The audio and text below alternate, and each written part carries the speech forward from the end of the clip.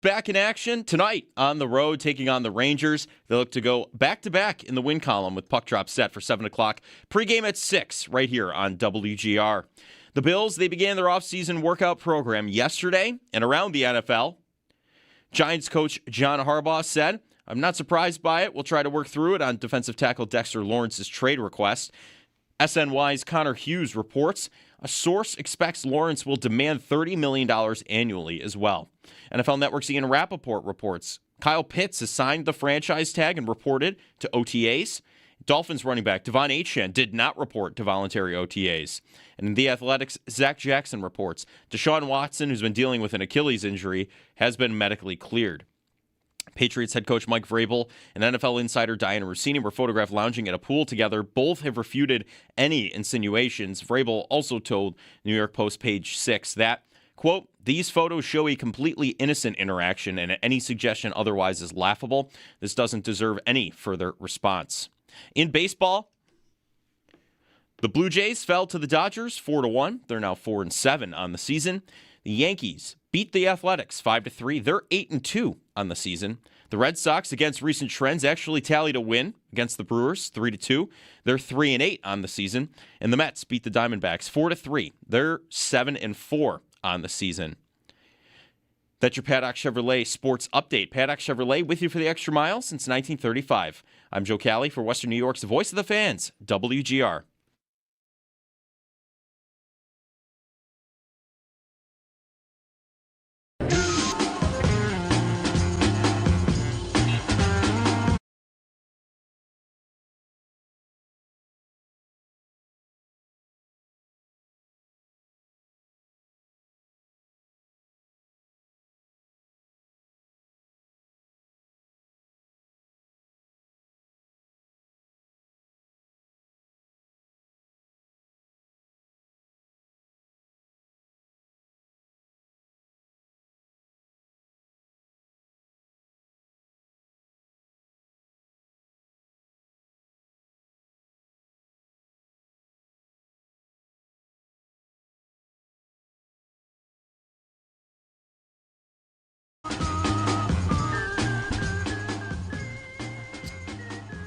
I was just looking at the moon outside.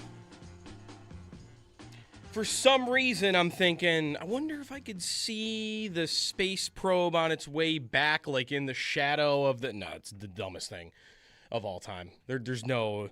If I had a telescope ready to go, I might not have been able to see that thing on its way back. I'm very curious about the moon and space and the fact that it's like, oh, I'm looking... They're on their way back. Mm-hmm. I think, right? They haven't landed yet. No. It's a 3-day trip. They've got a little bit of a trek still. Yeah, no doubt. It's weird to look up there, though. You're right, and think there are people out there. Like I know, there's in always that direction. People, yeah, there's always people at the space station, but that's like floating around the Earth. But deep space. Sure. I guess they call that. Going to the moon is crazy. I don't know if I like calling the moon deep space. Yeah, moon deep space seems like a stretch. It might. Are they calling it deep space? I've seen it in a couple articles, and I think it's just deep space for humans because they've gone the farthest they've gone. I think that's the deepest space. Yes, the deepest space. Yeah, yes. right. I think that's where we've got. Because I don't like calling it deep space. There's a lot of space. There's too much space beyond that. I've got the official definition of deep space here. It is defined as the region beyond Earth's atmosphere and cislunar space, generally considered to start beyond the moon's orbit. So they did go into deep space. Well, no, because didn't they slingshot around the moon? So they got in the moon's orbit. But they went past it so that they could slingshot around. Right. Mm-hmm. You got to go past to get back but on the other side. But if you leave the orbit, do you not lose the slingshot? Okay, you're saying it's beyond the orbit, or it's beyond the moon itself? Beyond the moon's orbit. Okay, they did not do that. That's a good point. That's a good point. You're still within the gravitational pull of the moon. They tickled deep space, essentially. Yeah, that's what happened. Scraping the surface of deep space. Okay. Yeah, because you're right. Like, they did not leave. You couldn't slingshot if you're leaving the orbit. Mm-hmm. You need to be in it when you're going around it. Yeah, or else you're going to slingshot off somewhere not towards Earth. All right, so the title of being the first to deep space is still still available. If anybody wants to take a run at that. Yeah, let's see it. Who out there among you listeners are ready to go on that journey? Who's ready to venture into deep space? I do it. He said before ever experiencing however Rocket many launch. G's it takes to launch up into space it would take. Good morning, it's Jeremy and Joe. Jeremy's off this week. There was a lot of hockey action last night. I'm wondering if I'm going to get some comments today about being the guy wearing a Sabres hat after I railed against it for like a year and a half. I'm bought in now. How could I not be? It's kind of like Malin Goat. Like if the people want it, then what am I going to do? I'm going to yell about it for the rest of time while everybody else has fun. So I've got my Sabres hat on. Matt Keeler from Just Edition will be on the show a little bit later on. He'll be in studio. Very excited about that. How much hockey did we watch last night? I watched the multi-view that ESPN offers when you have the NHL package. So I had both games on that mattered the most to the Sabres last night, which was the Florida game against Montreal and Ottawa and Tampa. I probably, in hindsight, could have gone quad box with Carolina, Boston, and just figured out some other game to throw on there. Right. Because I did realize at the end of the night, there's so much black space around the two games. It's just it feels like such a waste of screen. Visually doesn't look as appealing. I don't know agree. that they're actually smaller boxes when it's a quad box versus just the two. I think they might be the same size. Same box, just with another two. So maybe I could have just had the other games on the whole time. But last night I think was mainly about those two games. Right. Tampa and Montreal. Yep. And now you wake up this morning and the standings are perfectly tied. Yeah. 78 games played, 102 points for Tampa, Buffalo, and Montreal. You were watching last night? I watched a bit of those two, and then I sat down and I wanted to watch a little Flyers because they have been, red hot. I'm like, they're looking like they're going to get in here. So I said, I haven't watched a ton of them this year. I want to see what they're all about. And they got out to a 2-0 lead on the Devils in like 2 minutes. Ziegler scored 2 goals. Right. And it was like, oh, all right. That's what's going on there. And so I switched back to a little more of those other two games you were mentioning there. How mad I got with 20 seconds to go in Montreal, Florida. Yes. Is just, it's the best. Right. That I cared that much about Florida blowing a lead against the Canadiens, 20 seconds to go, and it mattering in April.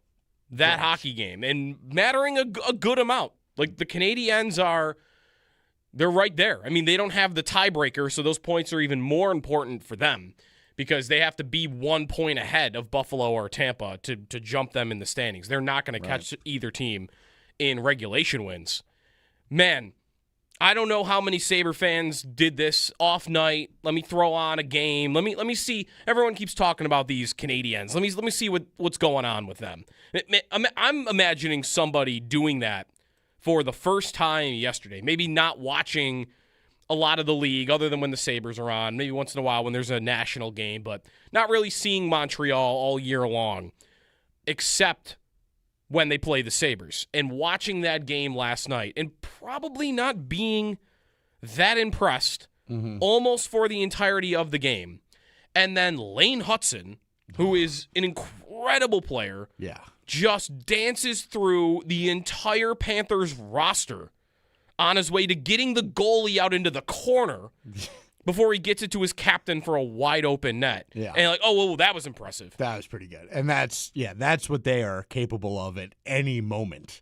That is the kind of, octane that they've got in the tank to just unleash whenever they need to. And it's a real sight to behold. I mean, Marty St. Louis has got those guys playing pretty good in their own end and just lets them go with the puck on their stick, and it's working for them. And Dobesh, we heard Engels yesterday, like he was so unbelievable. He was so good, especially in that overtime. Yeah, and then the shootout even too. But he was so good in that game. I was so impressed with him. Did he play against the Sabres? He did once. I believe he played one game. We saw Fowler, I believe, most recently, but I think it might have been Montembeault. I thought we saw Montembeault at least once, and he's their third guy now. Yeah, exactly. I think we may have seen all three of them at one point this season. And really, Dobesh is super fun to watch as a goaltender that likes watching guys around the league coming up. They've got two guys, really. Dobesh and Fowler are both. Yeah. They both have the DNA of, like, you watch them in the net and they look so confident and so calm, and it's really inspiring to a team. And if you've got two rookies looking like that, you can get to a pretty good place with your goaltending if they get hot and carry some momentum into the playoffs. Dobish played the first game of the season against the Sabres, which was way back in October, and then he played the last game against them on January 31st. Those were both 4-2 wins for Montreal. So the Sabres beat them with Montembeault and Fowler. They did not beat them when Dobish was in net. Right. So he's great. He's a rookie, and he's looked awesome. He was incredible last night. His numbers in the last 3 weeks are through the roof. Tampa, meanwhile, did not look great. No. They did look like a team on the second of a back-to-back. Ottawa, who is good, for sure, got the good game from Allmark. Yep. And we've said it all along, like, when they get that, they're good. And they beat Tampa. And they didn't have Vasilevsky in that, so there wasn't a big chance of the goalie bailing them out. Right. So the Lightning lose back-to-back games in regulation. And now we're at 102 points, all three teams. The Sabres in action tonight. So we can wake up tomorrow morning with the Sabres all by themselves in first place. They will be back to having one more game played. But how do we see this all playing out? Like, should I consider the Sabres? We went through yesterday how the Sabres are playing less motivated teams in these Final Four than the Canadiens and the Lightning are. Tampa didn't even play a motivated team Montreal didn't even play a motivated team last night. That was the one team that they're playing that doesn't have anything to play for, Florida. The Sabres play probably three more teams that won't have anything to play for. Dallas, TBD, because they could be playing for home ice. They could be playing for nothing. They could be locked in to the 2 seed, and I don't know what that'll mean. Will that mean they play the backup goalie? Probably. Will they take out some of their best players? That's a maybe. That's more coach by coach. And usually you only get that now, if you get it at all, in the last game of the year. Right. Yeah, so it's maybe not a longer sort of term thing. Should we think because the Sabres have the easier schedule that they are the favorites to win the division? Should I think right now that their chances are good to do this? I would say yes. I think that there was a lull when they had known that they were going to clinch. You know it's going to come, but you're just kind of waiting for that to happen. And your mindset is, well, we got to make the playoffs. We got to make the playoffs. We got to make the playoffs. But we know we're going to do it. So it's hard to get up for that. Once you clinch, now you're in. Now you've got to find a new goal. Now you've got to find a new reason to go out there and work. Mm-hmm. And I think they now are forced into having that with the standings the way they are. And Lindy, I'm sure, is telling them, all right, one goal down. We're in. Good job. Now our sights are set on the division. Now we have a new goal. And we've got this little mini season here to go after it and go try and get that. Or even if you want to, I would not be surprised if Lindy tells them, play this final stretch here like it's its own playoff series. Win these games to try and give yourself the best chance to get that first spot in the division. I think that sort of mentality shift from we're trying to do something that we know we're about to do to now we're trying to do something where we're in a dead tie with two other teams that we know are good. We've got to get out there and go. I think that will help them here.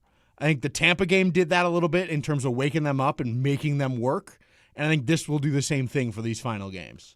I think you're going to get them with a new fire and, well, now we're in, we've got a new goal here to accomplish, and we're going to do everything we can to do that and then get in and see where we go. Sabres have Rangers tonight at Madison Square Garden, home Columbus, at Chicago, and then home Dallas. Tampa and Montreal play tomorrow night. And then Tampa goes Boston, Detroit, Rangers. The Bruins on the road. Montreal goes Columbus. And then 2 road games to finish, Islanders and Flyers.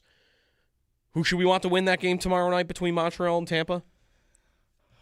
I think Montreal, just because they are behind on tiebreakers. Yeah. So it's almost like Right. they have one fewer point. Yes. So I think they're the answer.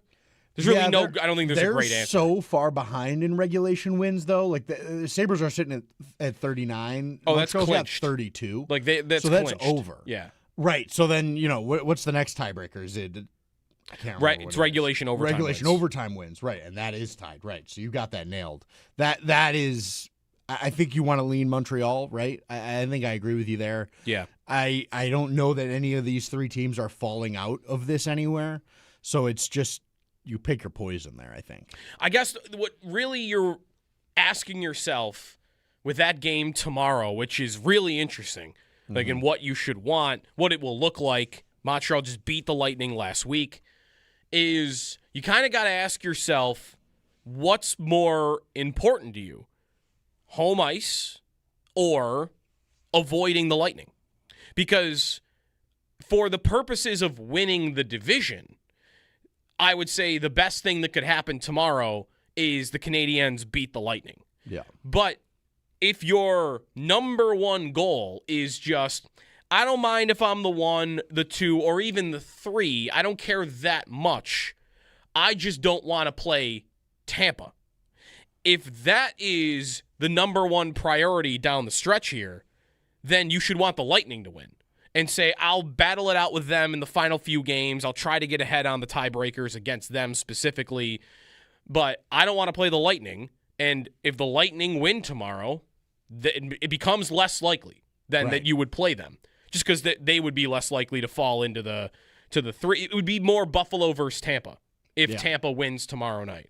Whereas if Montreal wins, then because of tiebreakers, like it's still kind of a 3-horse race. It's more of a 3-horse race. Yeah. So you kind of have to ask yourself that. And I think for myself, I care more about avoiding the Lightning than I care about home ice. But I don't have to be right about that. I could wake up tomorrow.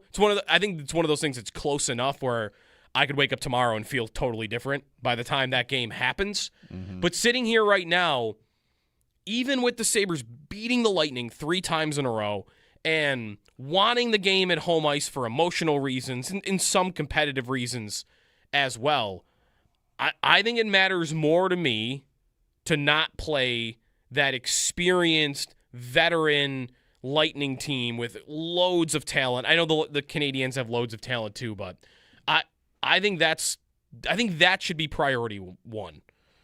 I am on the other side of that, I think. I am ready to say I think that they could beat Tampa pretty not comfortably in the series, but I'm comfortable in saying that I really do think that. I think that they are set up well to do it, and I think that the season series as a whole, illustrates that.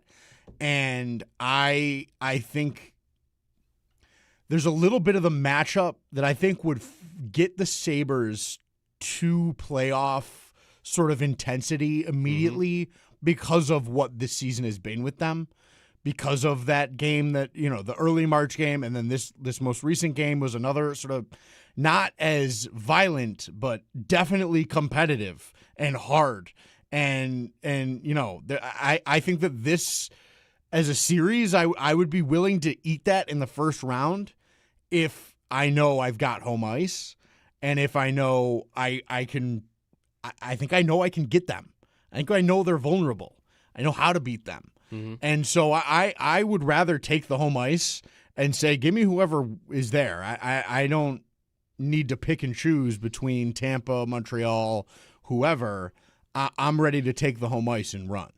I think that would be a bigger advantage than playing a different team in the first round. It is getting more narrowed down, by the way. Like yesterday, the day before, the last week, the standings have really appeared as though the Sabres could play anybody. They could play Tampa, Montreal, they could play Philly, they could play Boston, they could play Ottawa, Columbus, the Red Wings, the Islanders. Just it was wide open for who they could play.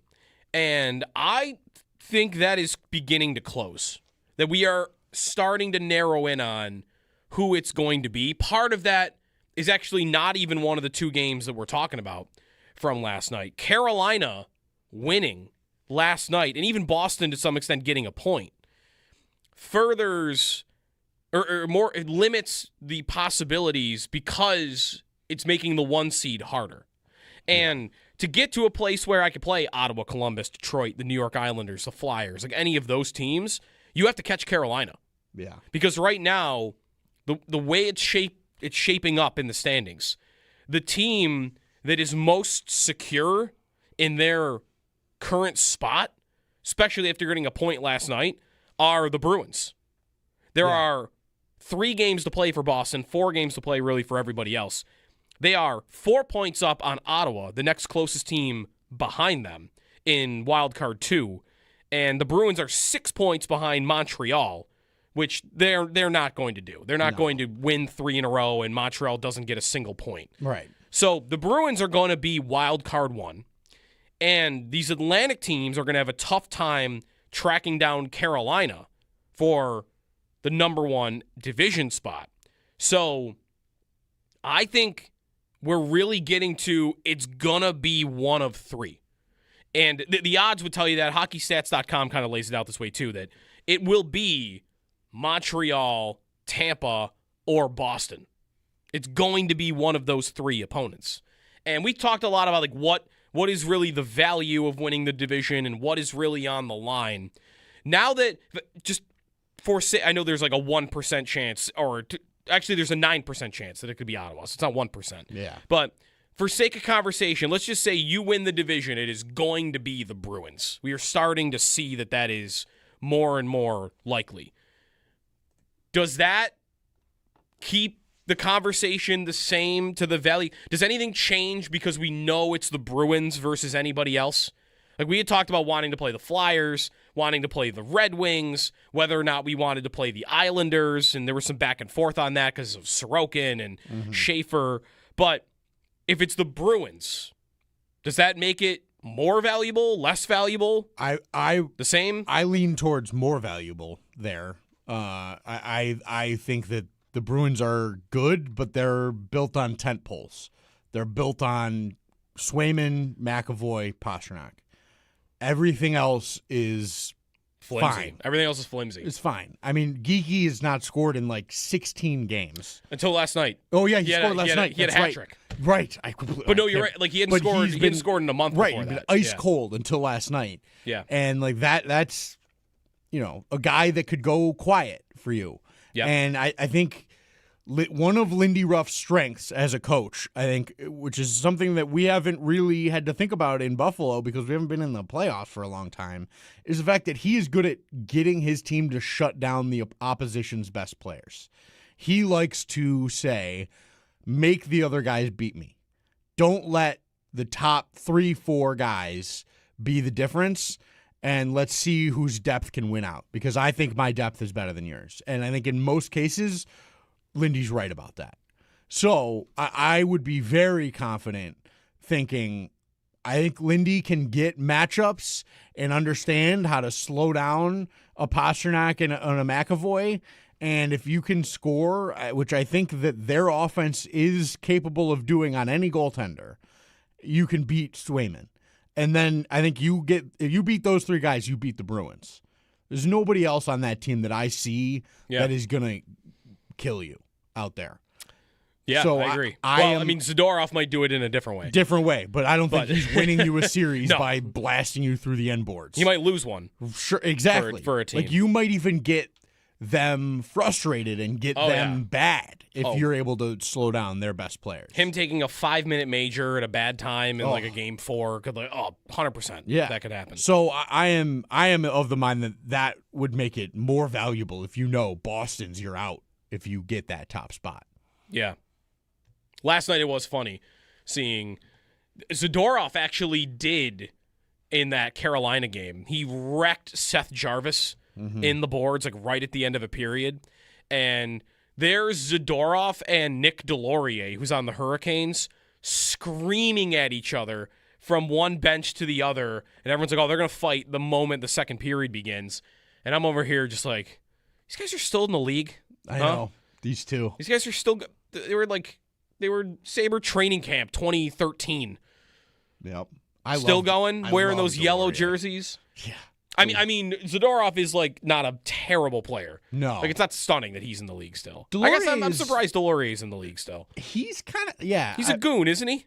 Yeah, but he's learned, I think, to play a little bit more than he used to. And All he's, right. like, truly about as tough as it gets. I don't know that there's a guy, he's In not the the league? biggest, but he is as tough as they come. So he's a guy that could do it for a while. Like, he's Reeves to me. Like, he's Sure, going to yeah. play forever because he is tougher than everybody. So even if he's a nightmare on the ice, there's going to be a team out there with a dumb GM that goes like, yeah, I want that guy. Yeah. And he's going to get, 1-year deals for eternity. It's his 5th team since the Sabres, Yeah. which he last played for 9 years ago. So yeah, that's a career. Yeah. That's a career right there. Without ever really, again, like scoring a lot or whatever. Interesting. Tampa loses to the Ottawa Senators, and Montreal comes back in the final minute to beat Florida in a shootout. So it's a 3-way tie for first place in the Atlantic. Sabres and Rangers tonight. I think the goalie stuff is interesting. Go figure. We're a receiver and goalie show typically. Yes. I do want to get to Luukkonen in these final games when we come back, because I think it matters a lot, this division, and for that I think that increases the case for Luukkonen to play maybe 3 of the 4 down the stretch here. We'll get to some draft as well. There was a chart that was circulating last night on Bills Twitter that was not a good-looking chart for the Bills. It is a draft chart. I want to talk about that. Sal will join at 7:30. We'll talk some draft with him as well, and Joe Yurden at 8. More on the Sabres. And then, as I mentioned, Matt Keeler from Just Dishin is going to join us at 9:30, the creator of the Sabres hat here.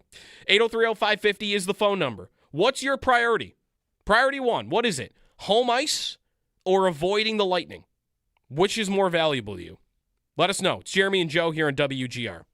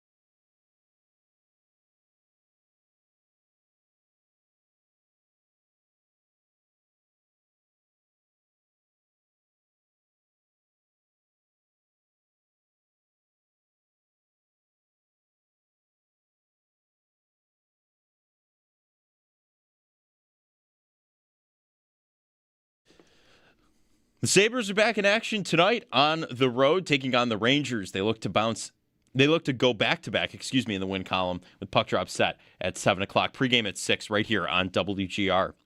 The Bills began their offseason workout program yesterday and around the NFL.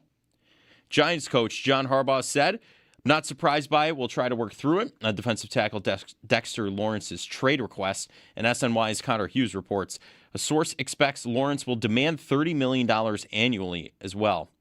NFL Network's Ian Rappaport reports Kyle Pitts has signed the franchise tag and reported to OTAs. And the Dolphins running back, Devon Achane, did not report to voluntary OTAs. The Athletics' Zach Jackson reports Deshaun Watson, dealing with that Achilles injury, has been medically cleared. Patriots head coach Mike Vrabel and NFL insider Diana Rossini were photographed lounging at a pool together. Both have refuted any insinuations. Vrabel also told New York Post page 6 that, quote, "These photos show a completely innocent interaction and any suggestion otherwise is laughable. This doesn't deserve any further response." In baseball, the Blue Jays fell to the Dodgers 4-1. They're now 4-7 on the season. The Yankees beat the Athletics 5-3. They're 8-2 on the season. The Red Sox, against recent trends, actually tallied a win against the Brewers 3-2. They're 3-8 on the season. And the Mets beat the Diamondbacks 4-3. They're 7-4 on the year. Join Bulldog and WGR, the fight against cancer, by riding with the WGR Ride for Roswell team on Saturday, June 27th. When you sign up, you'll get a rider gift from WGR and Tom's Pro Bike on Walden Avenue in Lancaster. Not riding? You can still make a difference by donating to any of our team members. Every dollar goes directly to Roswell Park. Get all the details at WGR550.com. Those are your Paddock Chevrolet sports headlines. Paddock Chevrolet, with you for the extra mile since 1935. I'm Joe Kelly for Western New York's Voice of the Fans, WGR.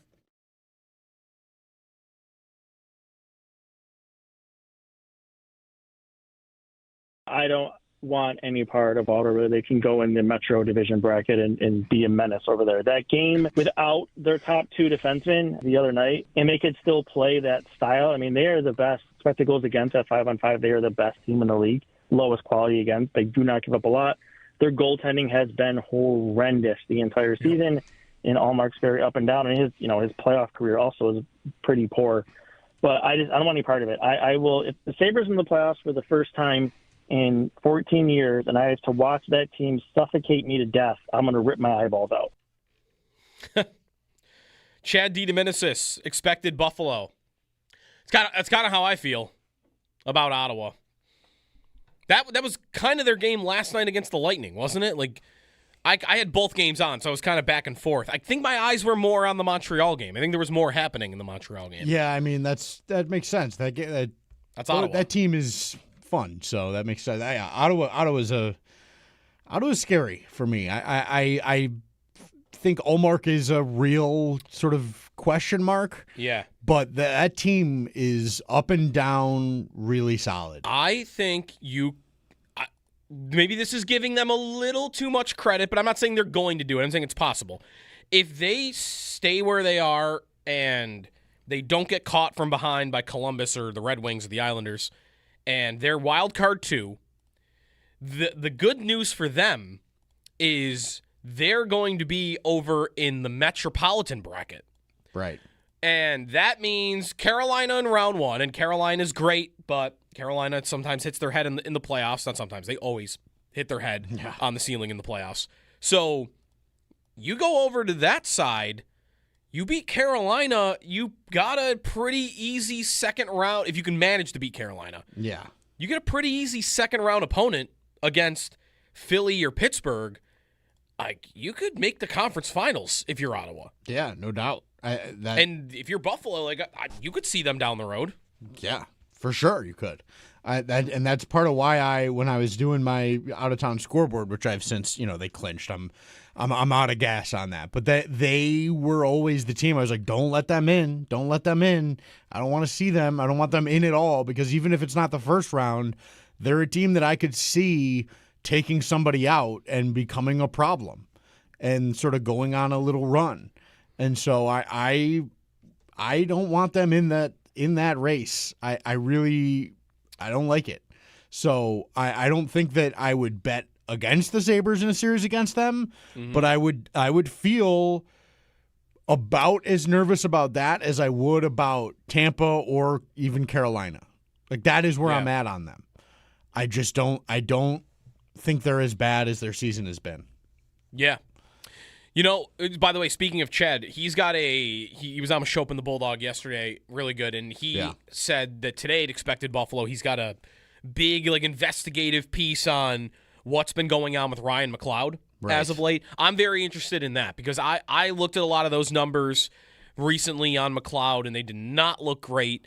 He did, I think, have a better game against the Lightning. I thought he was particularly good against the Lightning. He had a good bounce-back game. It was the first game I thought to myself in a while, like, all right, McLeod was good tonight. I liked his game. I still, at the same time, think he might have been the guy at fault, if you could even say anybody's at fault, on the Kucherov power play goal. He kind of lost him. Sags a little down bit. A little. But I don't know how hard I want to be on him for that. Otherwise, I thought he was really solid. That pass was ridiculous. So I have a hard time faulting guys on if you make a play like that on a power play. Yeah, that's what the power play is supposed to afford you. Like that's the advantage you get. You can open up that lane, and that's how it goes. So that'll be this morning. I think he said at some point that'll drop. On goalie tonight, we're gonna get Alex Lyon against the Rangers. I think everybody. Well, do we know that? I don't Maybe we know don't know that, and I was thinking about that earlier. One of the two, though. Yeah, today and tomorrow. Right. I would be very surprised if Luukkonen goes back to back after playing the other night too. That would be stunning to me. But I wouldn't be surprised if it's Lyon tonight, Luukkonen tomorrow. Give Luukkonen the extra day if you're gonna run him. I don't know. It depends. But I would bet that they're gonna look at. Luukkonen will get you 2 more at least, and we'll see where we're at. It depends on, I would think, the standings. I think if they are sort of stuck in a spot that they know where they're going to finish, Ellis will get a game just to finish it up, mop-up duty sort of. See, that is interesting to me because Paul said the same thing yesterday about Ellis getting a game here at some point. I think, based on what we just talked about with the division and how tight it is, the odds of the division being on the line, final game of the year, are really high. Right. In fact, I want to look. The Canadiens will be done. They will have played their final game the night before. So before the Sabres play the Stars, the Montreal's in the clubhouse. We know what they will be sitting with. And Tampa, meanwhile, also plays on that final day of the year. I think it's a Wednesday. Yeah, Wednesday against the Rangers is their last game of the season, while the Sabres will be playing the Stars, and I think both games are at 7 o'clock. Yeah, both games are being played at the same time. I think that game is going to matter. I think that's right. It'd be really hard to see it not being alive at least, and probably not having it clinched by then either. If that's the case, is Colton Ellis getting a start with a game that is win the division on the line? Like, I don't think that's smart. So I don't think Ellis is going to play. I think if I were Lindy, I think Lyon is going to get one of these 2 games, and I think I just want to go Luukkonen in the other 2. Like, I just want to go 3 of 4 with Luukkonen. I don't think I want to be worried about overriding him, right? Like, he didn't really play throughout the entire season, like a true number 1. So I don't think I got to worry about workload. I think you could probably even argue maybe it's better for Luukkonen to stay in a rhythm. Yes, I definitely think that that's an argument to be had. And that's why I said, like, I don't think you're giving Ellis games unless you know it's not going to be super impactful. So, but I think they would like to get him one just as a sort of reward. Mm-hmm. So that's why I say that about him. But I agree with you. Like, if there's anything that matters, I think it's going to be one of the 2 of them. Do you think, by the way, that any part of Lyon's struggling is that he's now out of a rhythm? Or no, because that's really only one of the 3 bad games that he's had? Yeah, I mean, it definitely... Because there was a lot made of, like, the schedule they were in and not having to back up and knowing when you were going to play and what you can do preparation-wise. Right. And Lyon, I guess it's less about was that the reason Lyon fell off because his first 2 poor starts, they were still going in the same rhythm, Exactly. in the same schedule. But would I now not be able to say though it could be harder for him to get back to where he was because does he know when he's going to play? That is where I would lean more. Like, I don't think that he or anyone should be pointing to that as like, well, that's why I was struggling. I don't think that that's valid at all. I don't think any goalie in the league should be doing that, regardless of your situation. But I would bet that he would like to feel a little more like he's got a rhythm. And, of course, every goalie does, but that's not the way it goes. That's not the job. And he's a guy that this has happened to. Like, all the time this happens to him. He has good years, and then heading into the playoffs, he kind of falls out, and he's not there. He's not the guy. I mean, it happened to him in Florida. Yeah. It happened to him a little bit in Detroit. It happened to him, like, it's just the way kind of his years go. He's great, and he's really effective for you, and he helps you in the regular season, and then you get to about now, and it's like, is this the guy? I don't think that this is it. And then it ends up being a different guy. And it's, that it sucks, but that's the job he does. And I think that that's fine and admirable. I think that's a job that many teams would like him to do for them. Yeah. So there's nothing wrong with it, but it just, I don't think he's going to play playoff games for many teams. I'm with you on that. I wonder if he got 2 more games throughout the rest of the year, and I think he might only get 1. But if he got 2 and they both looked really good, could he make it interesting again? I think he could get his way back into, all right, if Luukkonen struggles, you could get a start. Yeah. But that's it. I don't think he's got enough time to thrust himself into, no, he's in the rotation. Exactly. No matter what. But I think he's got some work to do in however much action he gets left. Not even just for that, but to even present yourself again as an option if Luukkonen struggles. Right. Because right now I feel like if Luukkonen struggles, Luukkonen's staying in. I think we talked about this yesterday a little bit. He bought himself a game of leash. Yeah. A game of, all right, he wasn't great, but we know he's been really good for us lately, so let's give him one more. I still think Lyon, if Luukkonen has 2 stinkers, is an option that they will turn to, but it takes more now to me. Yep. 803-0550 is the phone number. Some draft coming up at 7. There's a chart floating around that pertains to the Bills drafting on offense, which is not a good one for them. And we're heading towards round 1. I mean, we're only a couple of weeks away. Sal will join at 7:30, and we'll get back to some hockey as well. Sabres in action tonight against the Rangers at Madison Square Garden. And then they'll be back home tomorrow. 803-0550 is the phone number. It's Jeremy and Joe, Owen Parker, Joe Kelly, hanging out here on a pretty cold but clear Wednesday morning, but should warm up throughout the day. Stay tuned here on WGR.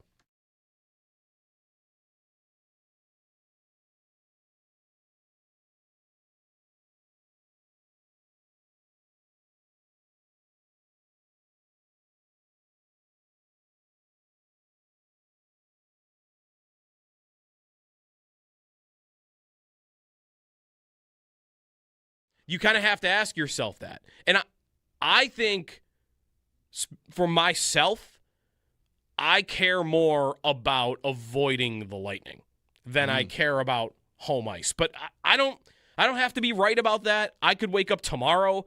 I think it's one of those things that's close enough where I could wake up tomorrow and feel totally different by the time that game happens. But sitting here right now, even with the Sabres beating the Lightning 3 times in a row and wanting the game at home ice for emotional reasons and some competitive reasons as well, I think it matters more to me to not play that experienced veteran Lightning team with loads of talent. I know the Canadiens have loads of talent too, but I think that should be priority 1.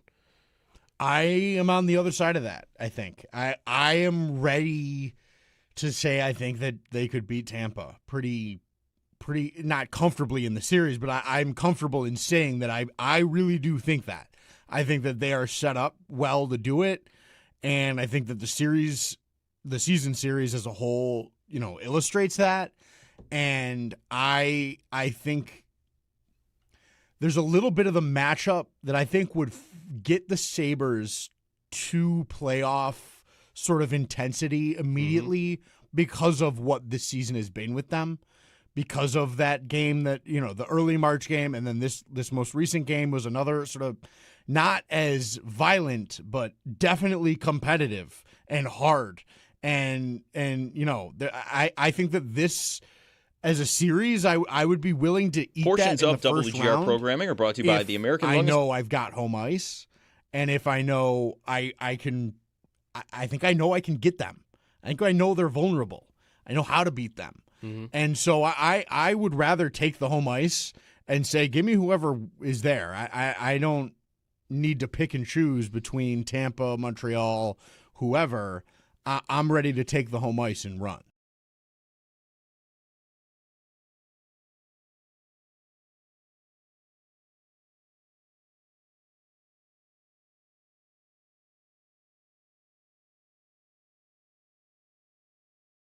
The Sabres play probably 3 more teams that won't have anything to play for. Dallas, TBD, because they could be playing for home ice. They could be playing for nothing. They could be locked in to the 2 seed, and I don't know what that'll mean. Will that mean they play the backup goalie? Probably. Will they take out some of their best players?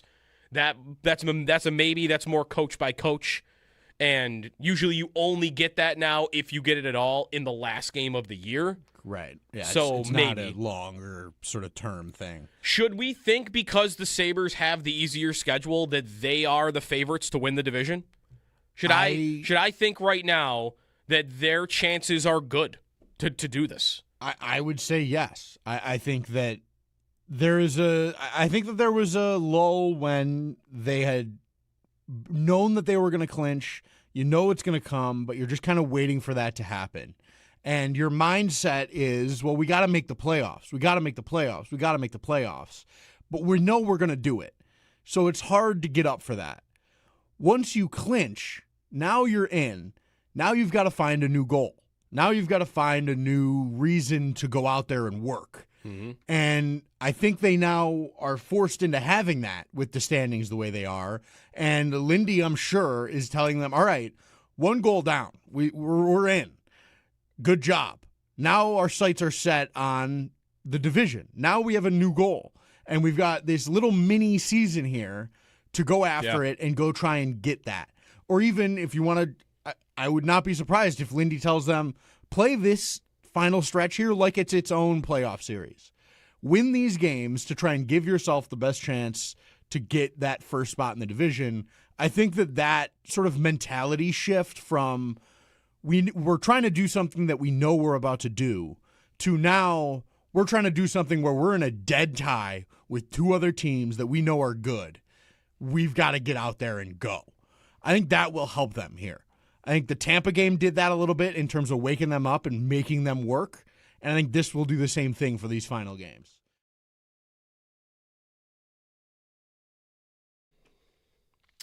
Welcome back. It's Jeremy and Joe. Fernando Mendoza says he is not attending the NFL draft. He's going to hang out with family in Miami, celebrate there rather than go to Pittsburgh. Our own Joe Cali is talking like he might be going to Pittsburgh. Are you going to this thing? I was thinking about it. I did sign up and register for that pass, so I can just show up if I want to.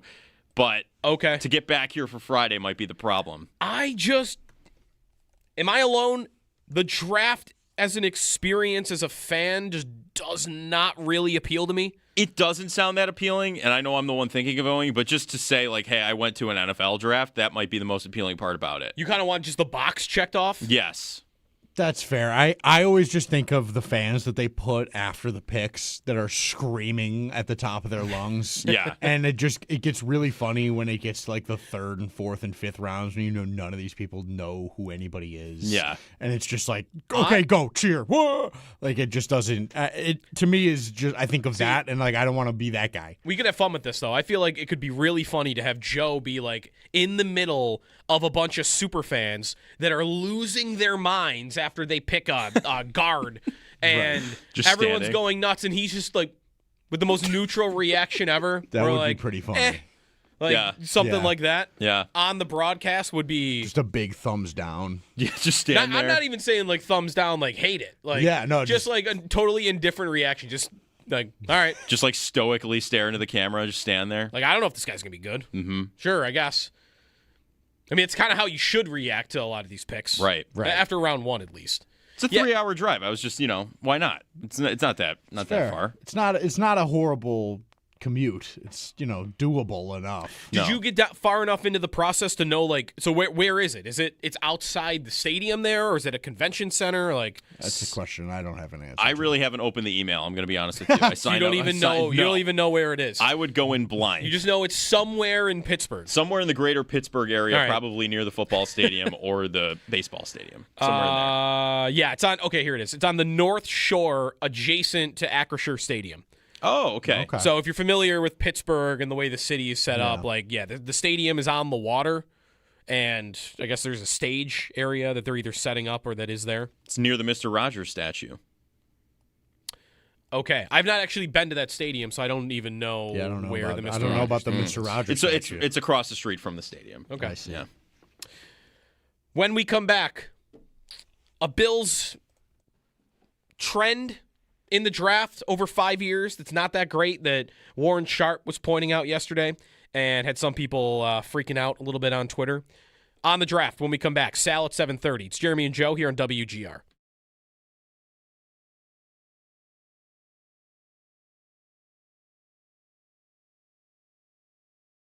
The Sabres play probably 3 more teams that won't have anything to play for. Dallas, TBD, because they could be playing for home ice. They could be playing for nothing. They could be locked in to the 2 seed. And I don't know what that'll mean. Will that mean they play the backup goalie? Probably. Will they take out some of their best players? That's a maybe. That's more coach by coach. And usually you only get that now, if you get it at all, in the last game of the year. Right. Yeah. So it's maybe. not a longer sort of term thing. Should we think because the Sabres have the easier schedule that they are the favorites to win the division? Should I think right now that their chances are good to do this? I would say yes. I think that there was a lull when they had known that they were going to clinch. You know it's going to come, but you're just kind of waiting for that to happen. And your mindset is, well, we got to make the playoffs. We got to make the playoffs. We got to make the playoffs. But we know we're going to do it. So it's hard to get up for that.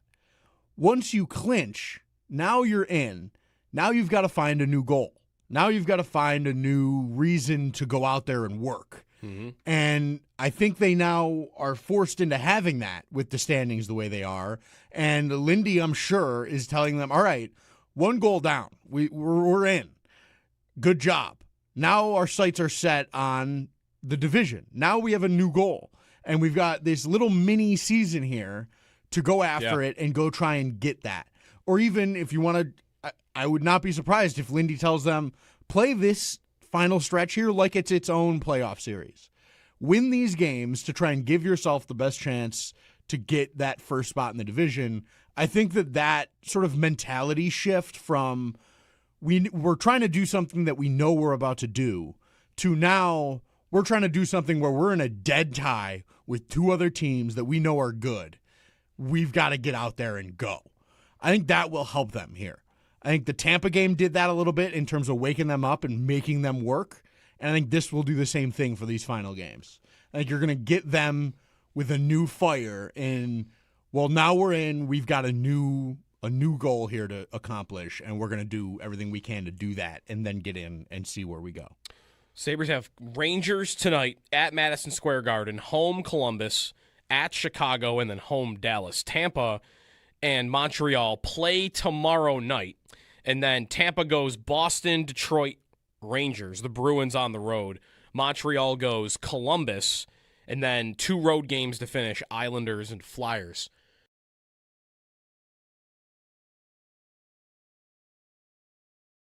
You kind of have to ask yourself that. And I think for myself, I care more about avoiding the Lightning than I care about home ice. But I don't I don't have to be right about that. I could wake up tomorrow.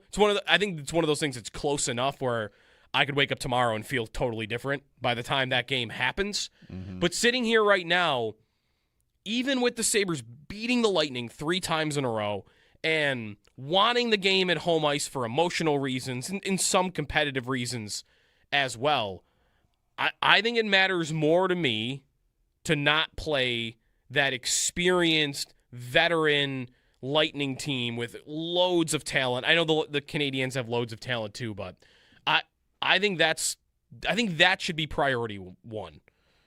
I am on the other side of that, I think. I am ready to say I think that they could beat Tampa pretty not comfortably in the series, but I'm comfortable in saying that I really do think that. I think that they are set up well to do it, and I think that the season series as a whole, illustrates that. And I think there's a little bit of the matchup that I think would get the Sabres to playoff sort of intensity immediately because of what this season has been with them, because of that game that, the early March game, and then this most recent game was another sort of not as violent, but definitely competitive and hard. And I think that this, as a series, I would be willing to eat that in the first round if I know I've got home ice, and if I know I think I know I can get them.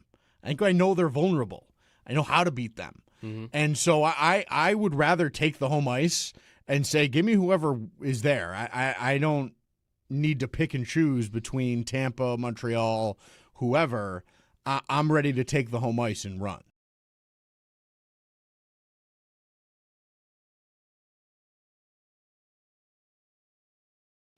The Buffalo Sabres are back in action tonight on the road, taking on the Rangers. They look to go back-to-back in the win column with puck drop set for 7 o'clock. Pre-game at 6 right here on WGR.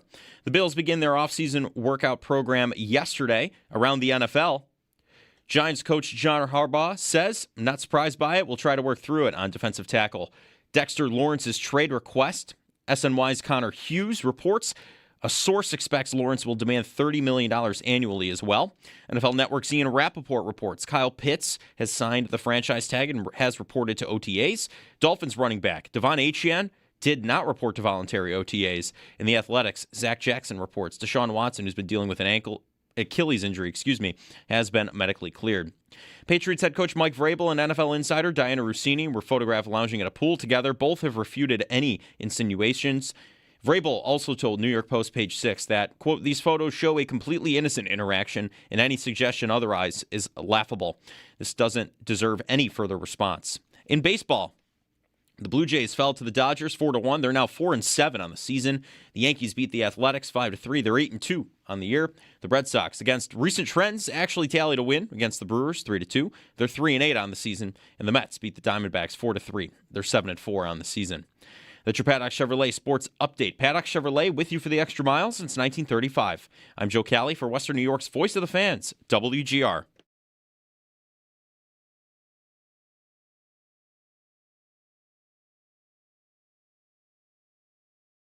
The Buffalo Sabres made the playoffs, meaning Yes. it's the New York Jets Alone. that now have the North American professional sports record for the longest time without making the postseason. 2011, when we were last in it, obviously we lost to the Steelers in the AFC Championship game. We could always lean back and go, well, thank God for the Buffalo Sabres. They've been out of the playoffs longer than us. Not anymore. So I'm not doing that well today.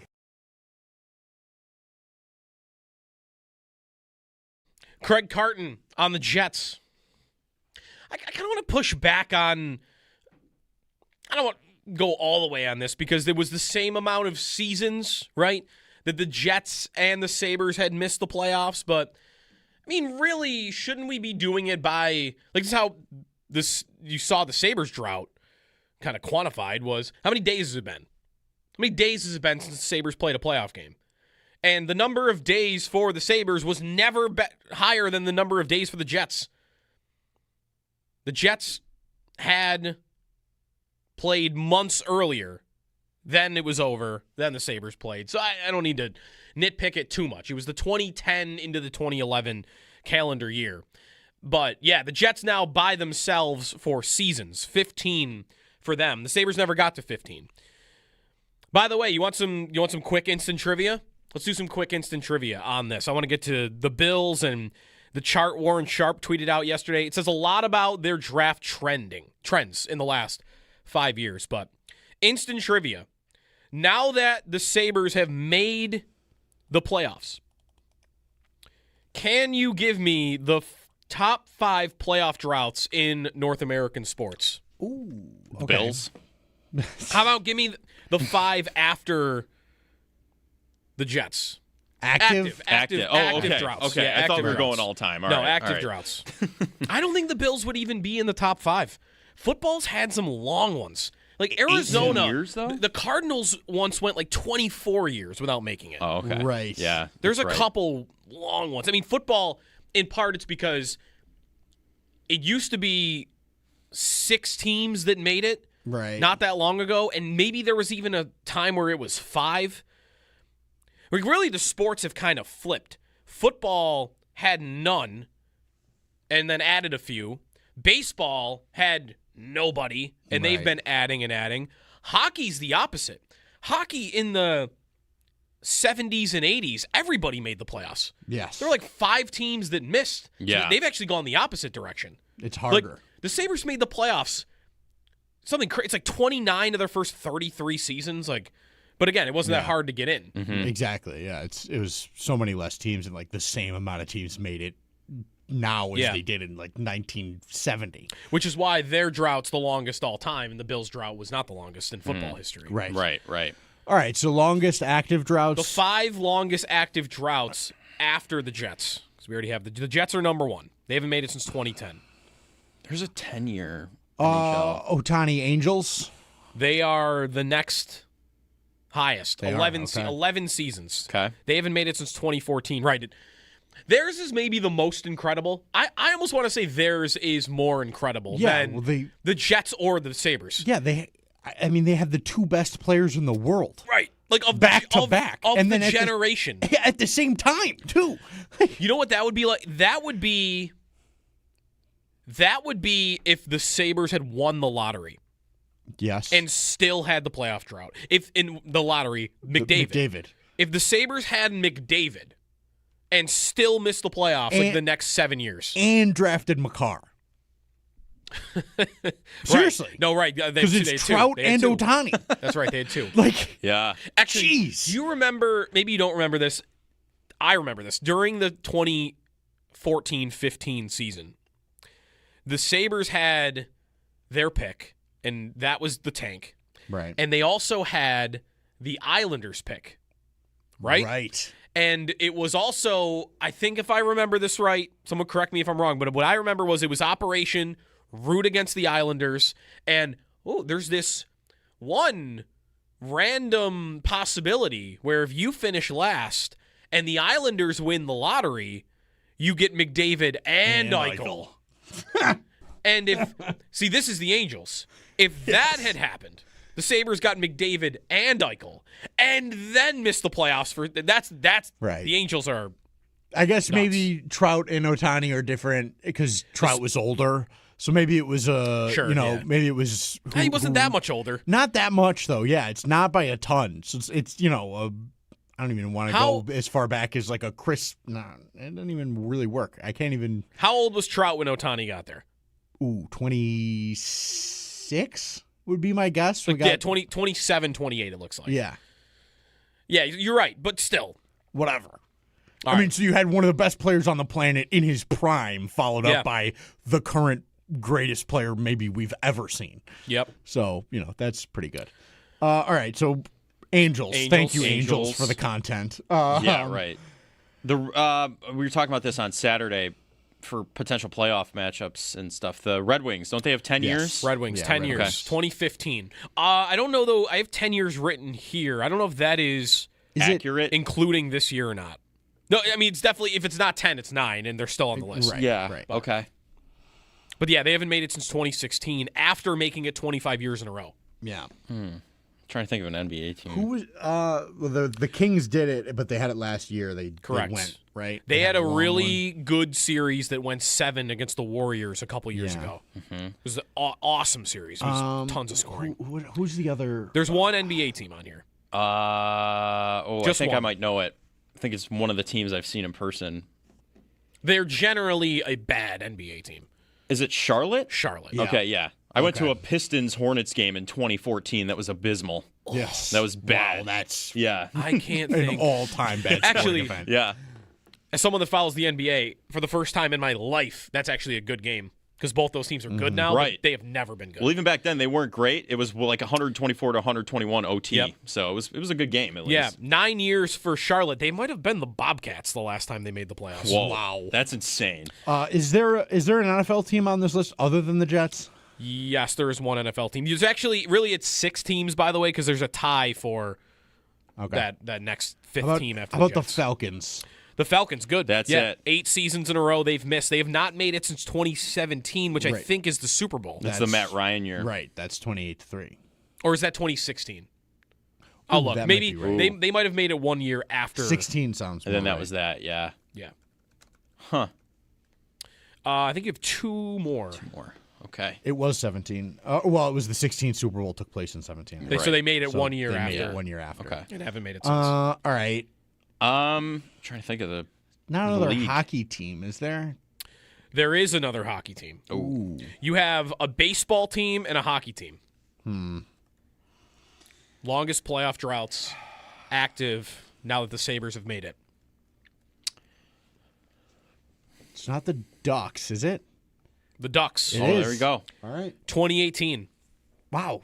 Man. That's crazy. It just Long is time. crazy because the Sabres was so long, and it just feels like Oh, you haven't made the playoffs in 2018? That's cute. right. That's, But that's fine. Yeah. We know. I knew they hadn't been in years. Is but- this not another point of I feel like the parody comment point made about the NHL that is always made is so overstated. Yes. Like, okay, parody. I've got 2 teams who have made the cup out of the East in 6 years.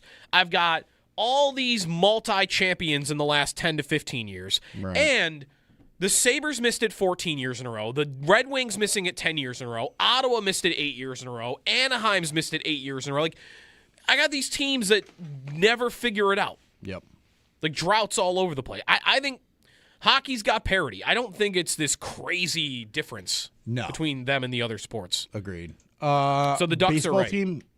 Oh, the Pirates. The Pirates. Yeah. There you go. Okay, yeah. Yeah. Thanks, Uh, Paul. they might be good now. Yeah. Skeens is that good. Yeah. He's incredible after that horrible first outing.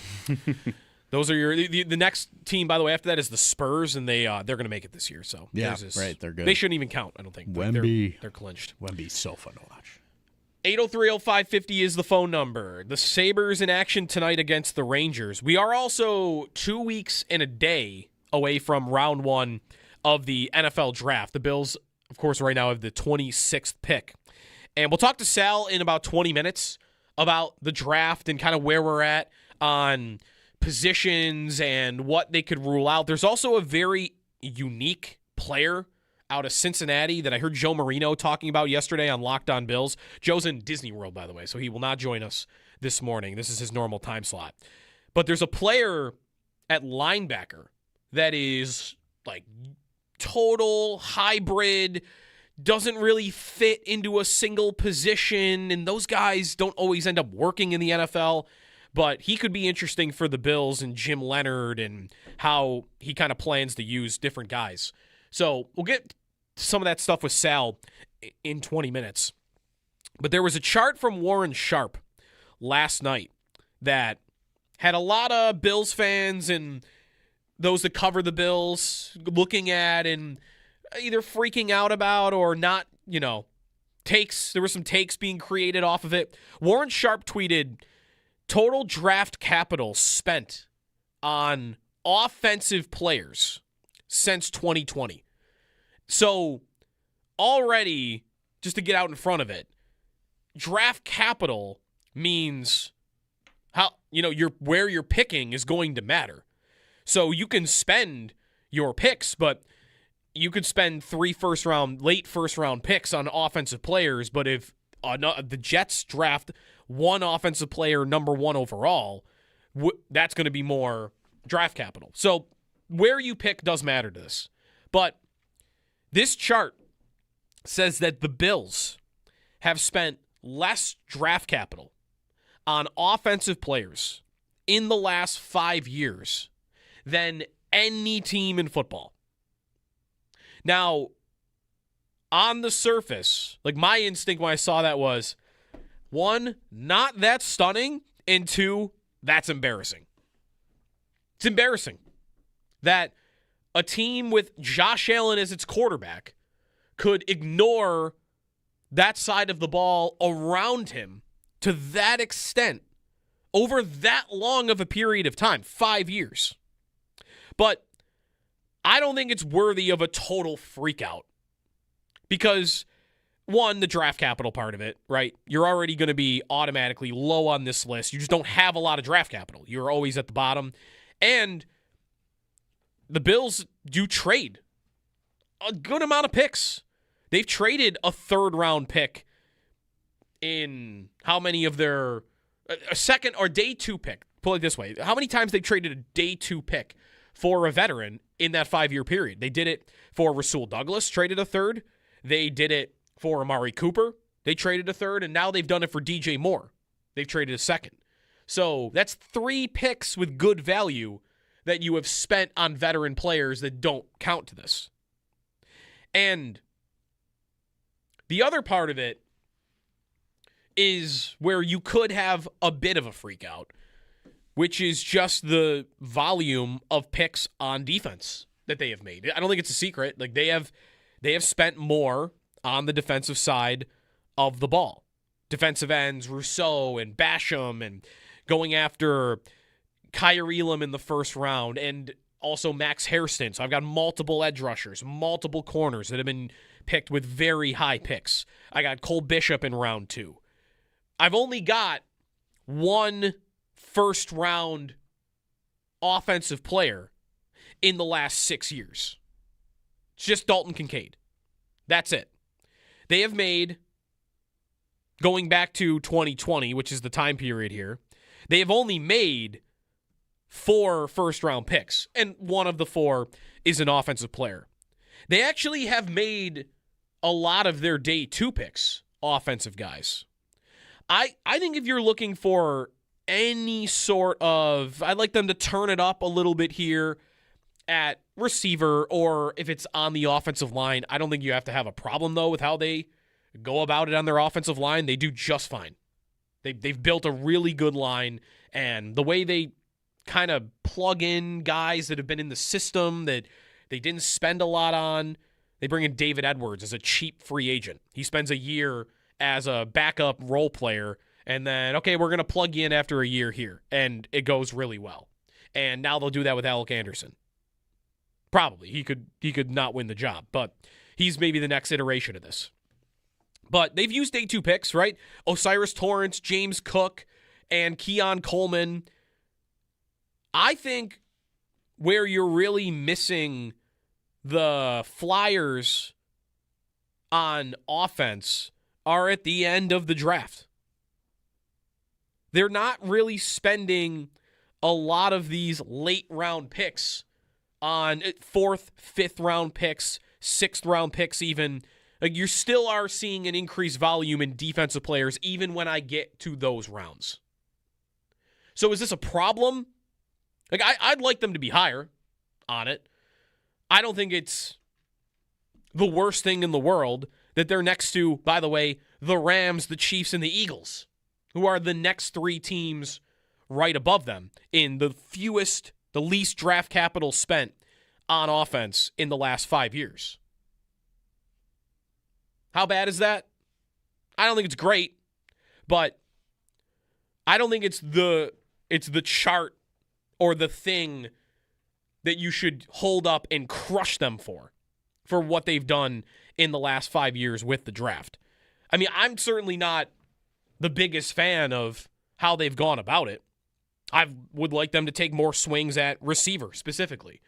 I think the Kincaid pick was always a little strange. And I don't know if they ever had a real solid plan to make that work.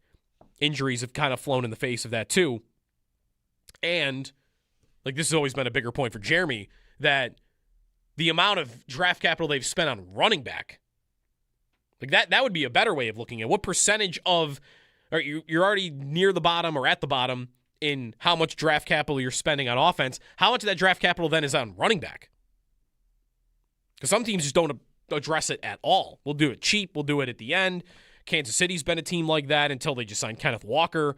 But when they signed or they drafted Clyde Edwards-Helaire. That might be right before this time period starts, 2020. But now I don't have to worry about that. You got James Cook. They're not going to draft that position. Like that should be over. They got Ray Davis. They got Ty Johnson. They're not going to draft a running back anywhere. Maybe in like the 6th or 7th round, but I can't imagine anything beyond that. I guess it just has me wondering, what will this draft be? Will it be more about the offense or the defense? Because last year was totally about the defense. They didn't make a pick on offense until round 5, and it was for a blocking tight end. I mean, draft picks that made the team on offense, it was just Jackson Hawes. That's it. And they had 8 picks last year. They were not missing picks last year. A 1, a 2, a 3, a 4, 2 5s, 2 6s, 2 7s, or 1 7. So that's actually 9 picks. And you spent all of them on defense except for Hawes in round 5. And then your very last pick on Caden Prather, who, when you draft your 9th player, that's why I think trading down to the extreme is not always a good idea, because that's wasted draft capital then. I'm going to draft a guy in round 7 who's got like a 10% shot at making the roster. And they pick a guy there on offense, but the odds of him making it are so slim that it almost ends up being a throwaway pick. I missed Chase Luntz. There was one other player on offense that they did pick, and he's on the team still. That's the second to last pick. Will this year be about either side of the ball? I think the most likely outcome is it's pretty balanced. That they will pick a receiver at some point, and I think they'll throw a pick on a lineman, maybe a guard, because your long-term viability at that position is in question. I don't have anybody signed past this year. Torrance is going into a contract year. Alec Anderson is on a 1-year deal. Austin Corbett is on a 1-year deal. Lloyd Cushenberry, who isn't really even a guard but might factor into that equation, he's on a 1-year deal. Like, I don't know who my guards are next season. So I'd expect they will spend a pick on that position. And then I guess it just comes down to, if it's going to be a balanced draft, offense versus defense, and not defense heavy, they probably would have to take a second receiver. I don't think they're going to take a running back ever. Unless it's, again, right at the end, special teams. I just don't see them picking a running back.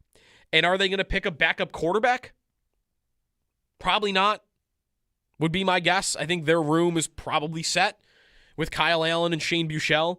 They're not going to pick a tight end with Dawson Knox back in the picture. So whether or not it's balanced is probably just going to come down to how many receivers are you taking. You're taking 1? Then it's going to be a defense-heavy draft. Are you taking 2? It's probably more well-balanced. I don't think there's any outcome where it's an offense-heavy draft. That I can't see.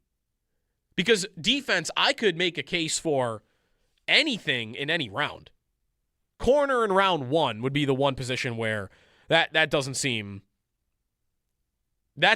smart. But in round 3, use round 3. Could they pick any defensive position in round 3? They could pick a corner in round 3. Nickel, rotational, outside guy, injury, in case there's more injuries in front of them. Safety makes more sense. Linebacker makes more sense. Edge rusher makes way more sense. Interior defensive line makes way more sense. But any of the defensive positions would be on the table in round 3, whereas I'm not picking a tight end in round 3. I'm not picking a running back. I'm not picking a quarterback. I'm not picking a tackle. It's really one of two up until the very end of the draft on offense. So I would guess they're going to take 2 receivers, 3 positions on offense, and then I think you'll get to a place where it's a little bit more of a well-balanced draft. But if it's going to be heavy on one side, I think it's going to be heavy on defense again. And maybe the same chart will get tweeted out in a year, and the Bills will still be dead last in draft capital spent on offensive players. I'm just not freaking out about it because I think there's more that plays into it when it's the capital piece. And the Bills have so little in the way of draft capital to begin with. 803-0550 is the phone number. Sal, when we come back, the Bills did report yesterday to the first day of offseason workouts, and Josh Allen was there, and you kind of just got to go on who was pictured. But we'll get Sal on that and how he's thinking about the draft and what positions are really on the table up until, I'm going to say until like round 4 or 5. Sal, when we return here on WGR.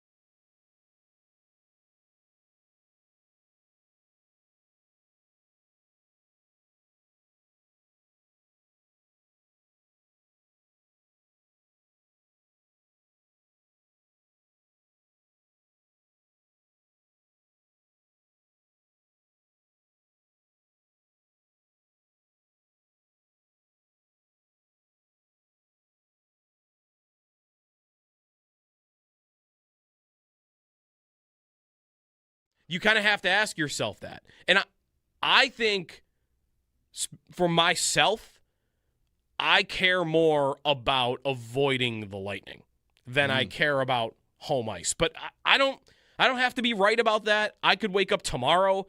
I think it's one of those things that's close enough where I could wake up tomorrow and feel totally different by the time that game happens. Mm-hmm. But sitting here right now, even with the Sabres beating the Lightning 3 times in a row and wanting the game at home ice for emotional reasons and in some competitive reasons as well, I think it matters more to me to not play that experienced veteran Lightning team with loads of talent. I know the Canadiens have loads of talent too, but I think that should be priority 1.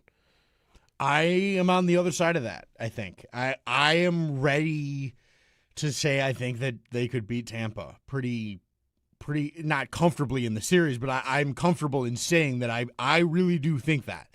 I think that they are set up well to do it, and I think that the season series as a whole, illustrates that. And I think there's a little bit of the matchup that I think would get the Sabres to playoff sort of intensity immediately because of what this season has been with them, because of that game that, the early March game, and then this most recent game was another sort of not as violent, but definitely competitive and hard. And I think that this, as a series, I would be willing to eat that in the first round if I know I've got home ice, and if I know I think I know I can get them. I think I know they're vulnerable. I know how to beat them. Mm-hmm. And so I would rather take the home ice and say, give me whoever is there. I don't need to pick and choose between Tampa, Montreal, whoever. I'm ready to take the home ice and run.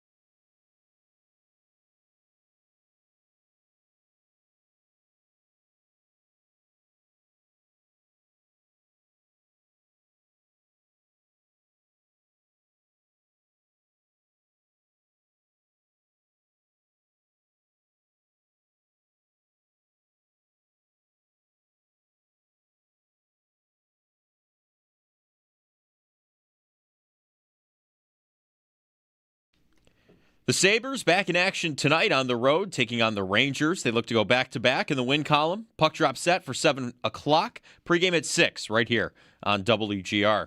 The Bills began their offseason workout program yesterday and around the NFL. Giants coach John Harbaugh said, "Not surprised by it. We'll try to work through it." On defensive tackle Dexter Lawrence's trade request, SNY's Connor Hughes reports a source expects Lawrence will demand $30 million annually as well.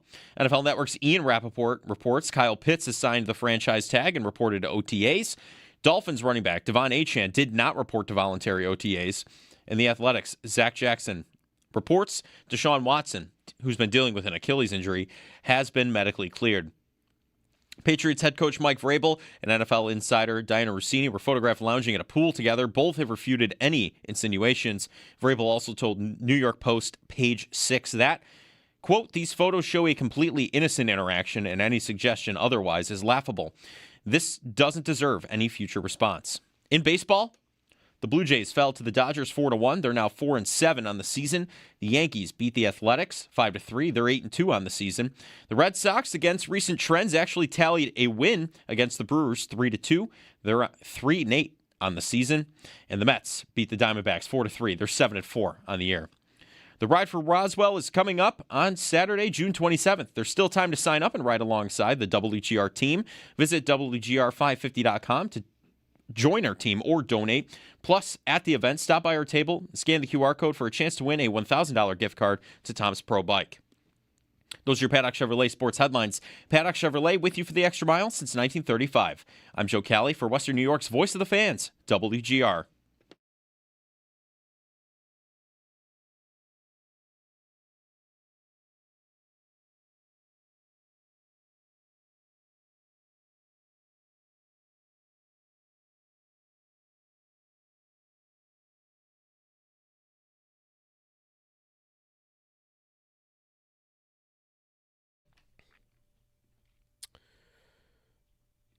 Two weeks from tomorrow, day one of the NFL draft. Excited for that. In Pittsburgh, Joe Cali thinking about going down to Pittsburgh for that. Sal Capaccio joining us now on the Western Hotline. Sal's the draft ever appealed to you? Would it appeal to you as an event to go to as a fan? Like, I don't know. I've gone. You've gone for media. Have you ever gone? No. As a fan. Let me backtrack. I've gone as media, but not in my role now.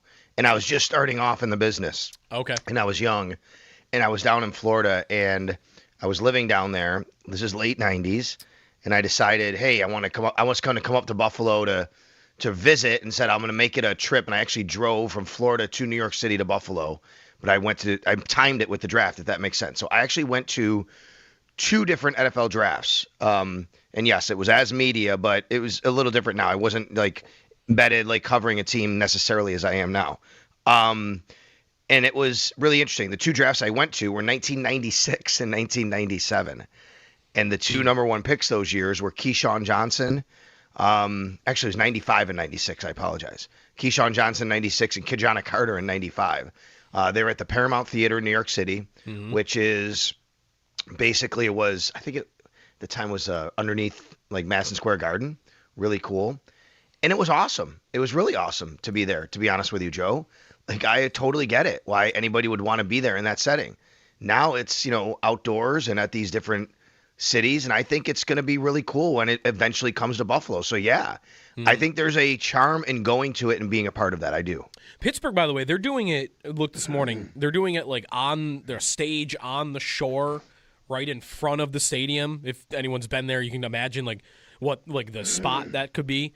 And the Bills have not said anything. We don't even know right when they would get the draft. But if they get the draft, I still feel like the stadium being new, it doesn't have to be in the stadium, but right. I think you'd want to do it around the stadium, kind of like Green Bay did too. Yeah, we haven't spoke specifically to Pete Goalie about the details about this in a while. But through our conversations over the last few years, he's definitely brought up the fact that, there's a lot of different kind of imagination for it, right, that you could have. And there's a lot of different ways that you could kind of execute it here in Buffalo. And obviously, with the new stadium, you want to highlight that, but it doesn't have to be everything inside the stadium for sure. So I think that the Bills are probably looking at how Green Bay did it. They're looking at how Pittsburgh's doing it. What is it? Washington next year, maybe, I think, if I remember right. I believe maybe it's so. in Washington next year. They're going to look at all these things, and then eventually, when Buffalo does get a draft, I'm confident in saying that will happen at some point. Probably in the next several years. They'll have different ideas of how to execute it and how to do it. I've always said this though. Now people ask me all the time, "Are you going to the draft?" Like meaning covering it for WGR, and my answer is always no, because all of the people who make the picks are here in Buffalo. Like there's nobody for me to talk to or cover out there. Right. So if the Bills were picking, let's say in the top 5 or 6, it might be a little different because the player is going to probably be there. You get the player, he gets drafted, he does a press conference there most likely. Really what the draft is, to be honest with you, on location, Joe, it's more for video people. It's more for let's get a couple of shots and see how cool it is. But once the player is drafted, the player basically gets on a plane and comes to Buffalo. Right. I mean, you don't really get much. And they're there the next day usually in town. Yeah, and we get Brandon Beane here like after the draft pick on Thursday night and on Friday, and everything's happening here at the Bills media room. Plus, they feed us pretty well, so it's all good too. The draft next year in D.C. will be at the National Mall in front of the U.S. Capitol building. So they're getting the background there. Should we do it in Niagara Falls? No, right? That'd be picturesque, but that it would be. I don't know if you'd want to do that because you're not really highlighting Buffalo then, right? Fair. That's right. Anyway, Sal Capaccio and the Western Hotline were about 2 weeks out from the NFL draft. Before we get to the draft, yesterday, Sal, we didn't really learn a ton, right, other than kind of who was there at Bill's offseason workouts the first day from pictures, right? Like social media, like Josh Allen was there. Yeah, we learned only who they wanted to show was there. And I'm saying, like, there could be people there that we didn't see in the pictures. I have to go back and look how many there actually were. What did the Bills tweet out? Who rocked it the best, basically, best photos of Bills players arriving. There are 84 pictures, so maybe it's every player that was there, I guess. There are 68 on the roster right now. As you know, the Bills can get to 90 like all teams. So that leaves 22. Right now they have 7 draft picks. I have to go back and look, 6 draft picks. So you're going to get to the mid-70s there, and then you're going to be 15? You're maybe 10 undrafted free agents. I mean, Joe, there's not a lot of room to really sign anybody left. Only a few players. I mean, you could have a sliding scale of undrafted free agents. There's for sure, but generally you get about 10 of them, maybe more or less. So yeah, we'll see all the players now, 68 players, and how many were there, and you could see if you were wondering about some of the guys, like who was there, and of course Josh Allen was there. We saw DJ Moore was there. Dalton Kincaid. So I think the biggest question for people is, some of the injured players, like how they're doing. And we don't know that because we can't watch them. We're not out invited as a media to go see. But at some point, the Bills might have some video on, some of these workouts, and you can kind of spot, oh, there's that guy, and what they're doing. Right. Like I saw in that picture gallery, like Tyrell Shavers and Michael Hoyt, you see them walking in, and I'm even like, oh, can I see, is there like a break? They're wearing pants. Right, exactly. And they could be there for rehab, right, obviously, so. 100%. You're allowed that, by the way. That is a good point you just made, because it's not just strength and conditioning, it's rehab too. So the way it works now, so everybody understands, you're not allowed to have football, quote unquote, assistant coaches, position coaches on the field. You are allowed to have strength and conditioning coaches. They're football coaches too, but I mean like not position coaches, not people throwing footballs and the wide receivers coach or a coordinator, a head coach. It's just strength and conditioning, but you are also allowed to have guys at the facility doing rehab. And some of those guys have been doing rehab anyway, going through the process of, what they have to do over the last few months. So, we won't really know anything about these guys until they get on the field once, OTAs come around in May. The other thing, this is way too deep into, figuring out something to look for in a day one of off-season workouts, but like what time everyone entered, you could kind of tell because the sun is right there. And oh my God, the only guy that was really you are sleuthing here, baby. I love it. The only reason I thought of that is because I noticed with Jimmy Charlo, it was pitch black, and everybody else, the sun was just coming up, which I think that means he's the first guy in the building. I think. I got to look at Jimmy Charlos because, I mean, Khalil, right? Khalil Shakir, is that him right there with? Yeah, he's. But I mean, the sun is just peeking up with him, right? Everybody else, the sun is at least up a little bit, but with Jimmy Charlo, it's still pitch black, which I think means he got there first. I got to find Charlo's picture here. There he is. All right, that's true. I mean, it could be the angle there. Now, Jimmy Charlo is a military guy, right? So, I mean, he is doing more before 6 a.m. than most people do all day, I guess the saying goes, something like that. So, Definitely. No doubt in my mind that he would be up early and ready to rock and roll for that. Let's get to the draft a little bit, Sal. Do you have a favorite idea right now for them? Like, we haven't really got into the nitty-gritty on, like, players, and we've talked about positions, and I heard you yesterday with Shope and the Bulldog on, like, ruling out certain positions, but do you have a favorite player or a favorite position? Like, what would be your mindset on that right now? I think my favorite idea is to trade down. But I don't know. That's not super sexy, right? I just think that, I guess, asset-wise, they could use a second-round pick. They go from 26 to 91, Joe, right? I mean, so they have pick 26. They don't pick again until 91. That's a huge gap right there, And I would think that Brandon Beane, I said, was it 6 or 7. They have a total of 7. Remember the DJ Moore trade? They, had some draft picks involved there. But they did pick up a 5th rounder there. So they have they have a 1st, a 3rd, a 4th, 2 5ths, a 6th, and a 7th. Maybe in some capacity they can trade down, get another second-round pick out of it. They feel a little better about not another second-round pick, but a new second-round pick. They don't have one right now. Feel better about where they are. Anyway, if they were to stay at 26, I don't know if I have a fit. I guess my favorite player would be Casey Concepcion right now. I just like the idea of him on the Bills. I am not opposed to, and I think if you're asking me like what I would like to see happen, I think that'd be exciting. But I think the more chance is that they draft defense. You know what I mean? Like, I think the odds are they're going to draft defense. I like the KC Concepcion idea. If they feel that's worthy of 26, and I think that's a good debate right there. I don't know if that is. That I just like that idea, but they need help on defense too. They have not really done any work, and I do think right now the more I get into this, the more I look at it, I've always kept defensive tackle as a they got to do something. It just feels like, man, you go defensive tackle, like that's not a guy that's going to be on the field as much maybe because what is the rotation under Jim Leonard? Is it going to be the same? Maybe somebody is going to be on the field a lot more this year. I feel like it's trending more towards that the closer we get. You know what I mean? Yeah. Do you have linebacker is on my mind a little bit this morning. I listened to Joe Marino from Locked On Bills earlier in the week, and he was going through some of the linebacker ideas. We've talked about linebacker. C.J. Allen from Georgia is a name that comes up a lot. And the Bills haven't done anything, right? Like, they haven't even made a minor move at the position. They haven't. In fact, Joe, if you look at the Bills' linebackers, defensive tackles, and defensive end edge, all D-line, all linebacker, all front 7. Look at that. The only addition they've made the entire offseason is Bradley Chubb. That is it. Right. That's right. So do you think of a certain type of linebacker for them that they need, or like what the traits that maybe they would want? I mean, talking about the Jim Leonard defense and maybe some of the differences, more so also what they don't maybe have at the position already. And I guess Terrell Bernard's place in this too, right? Like, if they were to pick a linebacker, I think one of the first things we would think about is, okay, where does he play? Because that might tell me a little bit more about how they see Terrell Bernard going forward.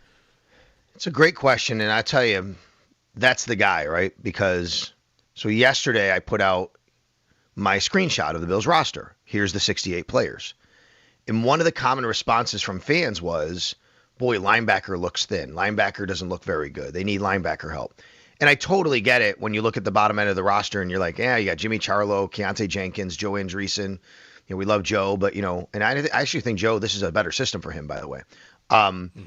So I think what that's telling me is fans are going, they don't believe in Bernard and Williams as a linebacker duo, or at least don't believe in one of them. And I think Terrell Bernard's the guy that a lot of people have a lot of questions about. Well, I think both of them do, but I think we have to figure out what the Bills think about Terrell Bernard and how much his injury impacted him last year. And my indication is they believe it greatly impacted him. I think the Bills feel Terrell Bernard can still be very, very good. I don't think there's any way he's not playing. He's not a starter. You know what I mean? I think he's going to be the green dot. He's going to be the guy. Now, how that goes, I don't know. But from a Bills perspective, I think they are confident that he's going to be better. He's not going to have to take on as a 4-3 middle linebacker a lot more of the blocks that he would. He's not going to get caught up and have bigger guys on him. He's a smaller guy, and this system will help him. So that's number one. Now, we can debate that. Maybe that doesn't work out. But I think the Bills feel that. Then it comes to Dorian Williams. And you ask me, like, what kind of linebacker they need? I'm going to be honest. I think they need a guy like Dorian Williams. The question is that guy actually Dorian Williams? You know what I mean?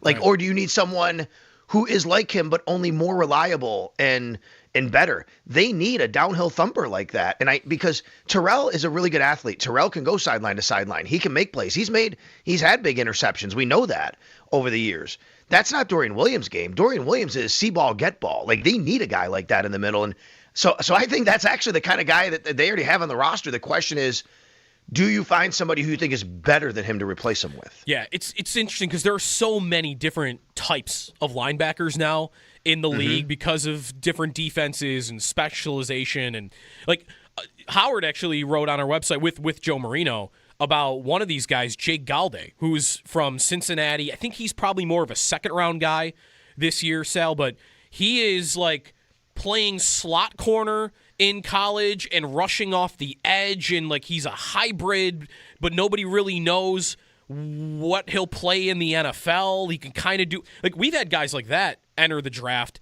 and not really work out, right? Remember Isaiah Simmons? It was this guy is a crazy athlete and he does everything. And then he kind of showed up in the league, and it's like, well, he's not really great at one specific thing. So that's right. I think of a guy like that, though, is interesting because Jim Leonard is this coordinator you would think wants that type of move-all-around chess piece type of player. Yeah, I totally agree. It's funny you say that. I think about Jabril Peppers for that a lot. Yeah. You know? And Peppers has been a nice player, but like he's been on multiple teams. Why? Because there's never one fit for him, and somebody says, well, he doesn't really fit there. What do we do with him?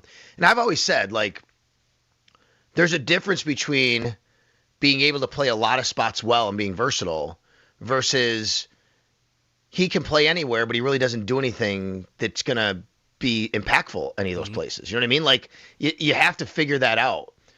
And I think the Bills have their starting secondary right now. I really do. I think they have Cole Bishop and C.J. Gardner-Johnson. And then the outside, you have Christian Benford, Max Harrison, and the inside, D. Alford.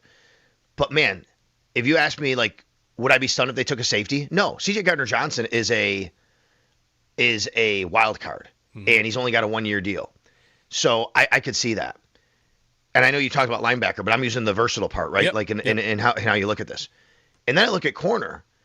When I went to show up in the Bulldog yesterday, and we were talking about that, the one position on defense that I'm not going to say I'm ruling out, but Joe, what would it sound like on your show on Friday morning if the Bills took a outside corner at 26? Come on.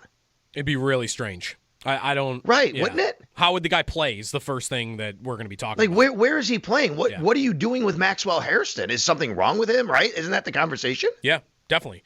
And thinking like that, is the guy a backup for a whole year? It's not even just a whole year, right? It's a long-term thing because because that's exactly right. Because Maxwell Hairston and Christian Benford both have like 3-4 years. I think Christian going into his contract extension now, right? I mean, that's why I'm like, I see these mock drafts with corner at 26, outside corner, and I'm like, look, I know you need outside corners, but you're going to take one at 26. Like, he's got to play. I don't know what you do there then. Good conversation. I got to run, Sal. We're late to a break. Yeah, you got it. We'll pick this up for sure as the days are going on. 2 weeks to the draft tomorrow. Sal Capaccio, Extra Point Show today at 10 o'clock. Stay tuned. We got Joe Yerdon coming up at 8 on the Sabres on WGR.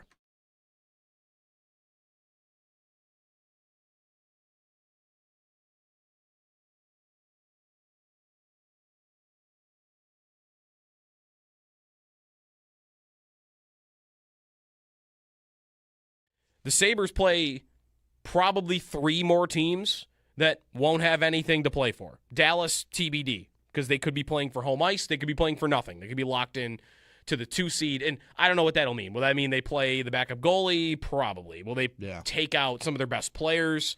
That's a maybe. That's more coach by coach, and usually you only get that now if you get it at all in the last game of the year.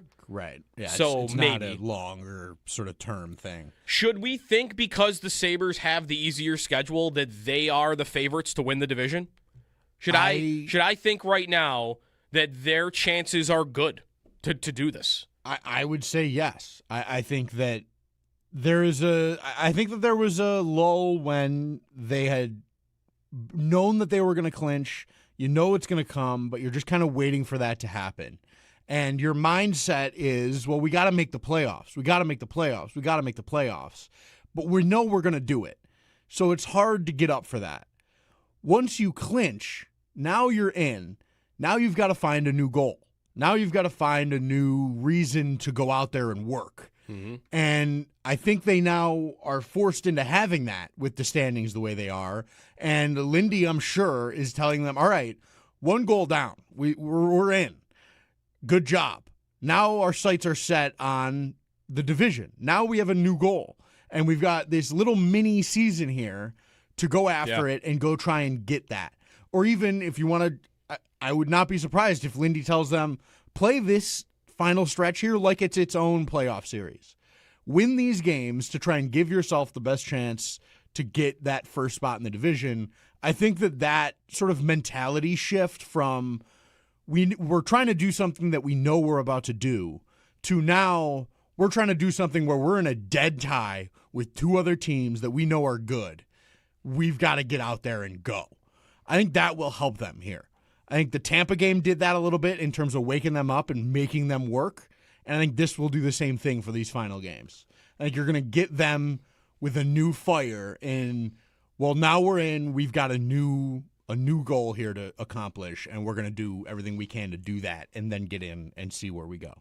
Sabres have Rangers tonight at Madison Square Garden, home Columbus, at Chicago, and then home Dallas. Tampa and Montreal play tomorrow night.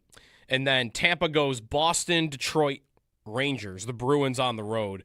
Montreal goes Columbus, and then 2 road games to finish, Islanders and Flyers.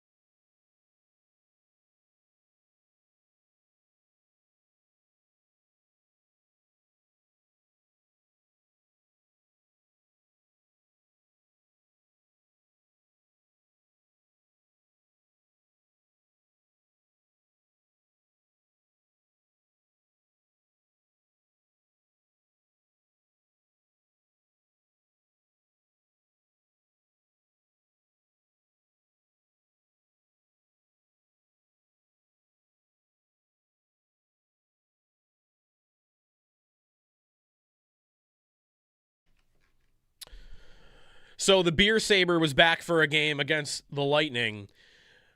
Are we freaking out? Are people mad about how much they're being sold for on the resale market?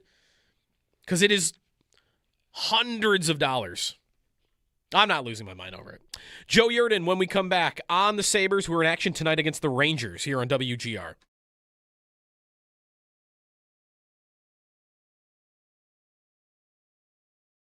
The Sabres play probably 3 more teams that won't have anything to play for. Dallas, TBD, because they could be playing for home ice. They could be playing for nothing. They could be locked in to the 2 seed, and I don't know what that'll mean. Will that mean they play the backup goalie? Probably. Will they take out some of their best players?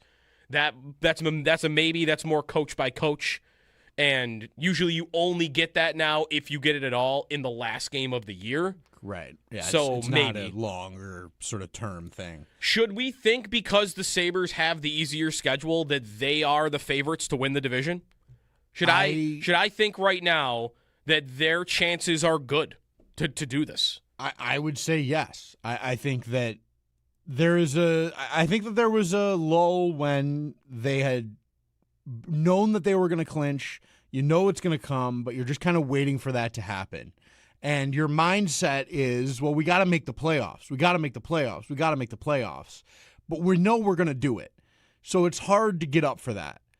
Once you clinch, now you're in. Now you've got to find a new goal. Now you've got to find a new reason to go out there and work. Mm-hmm. And I think they now are forced into having that with the standings the way they are. And Lindy, I'm sure, is telling them, all right, 1 goal down. We're in. Good job. Now our sights are set on the division. Now we have a new goal. And we've got this little mini season here to go after it and go try and get that. Or even if you want to, I would not be surprised if Lindy tells them, play this final stretch here like it's its own playoff series. Win these games to try and give yourself the best chance to get that first spot in the division. I think that sort of mentality shift from we're trying to do something that we know we're about to do to now we're trying to do something where we're in a dead tie with 2 other teams that we know are good. We've got to get out there and go. I think that will help them here. I think the Tampa game did that a little bit in terms of waking them up and making them work. And I think this will do the same thing for these final games. I think you're going to get them with a new fire and, well, now we're in, we've got a new goal here to accomplish, and we're going to do everything we can to do that and then get in and see where we go. Sabres have Rangers tonight at Madison Square Garden, home Columbus, at Chicago, and then home Dallas. Tampa and Montreal play tomorrow night, and then Tampa goes Boston, Detroit, Rangers, the Bruins on the road. Montreal goes Columbus, and then 2 road games to finish, Islanders and Flyers.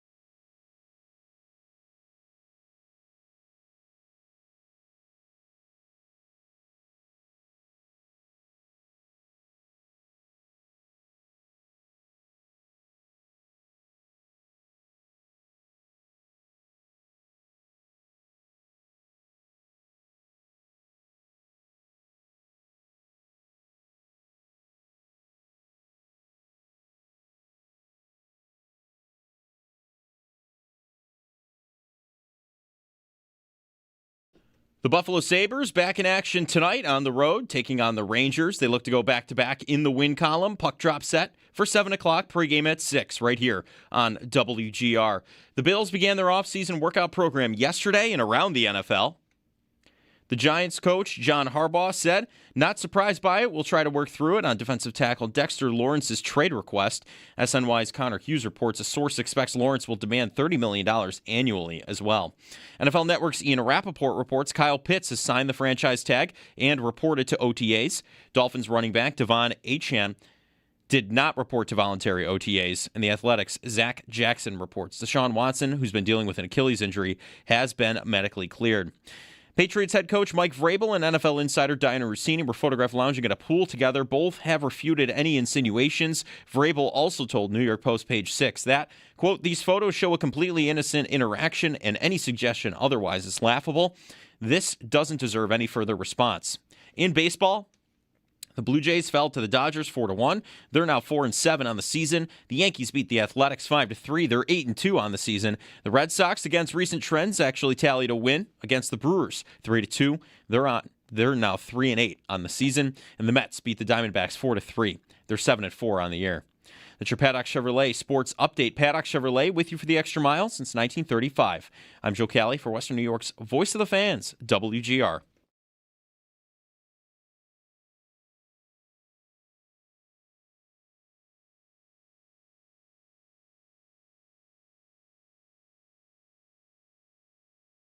You know, I saw a few clips before the game of some stuff where they had the Hagel thing and people were punching the Hagel dummy on the way into the building.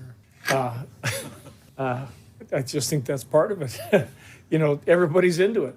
And, I think our fans have been waiting for this for a while. So, Lindy Ruff. Do you think he regrets saying that? It's not like he really said, I loved it. You know, like the actual act of punching the Hagel dummy.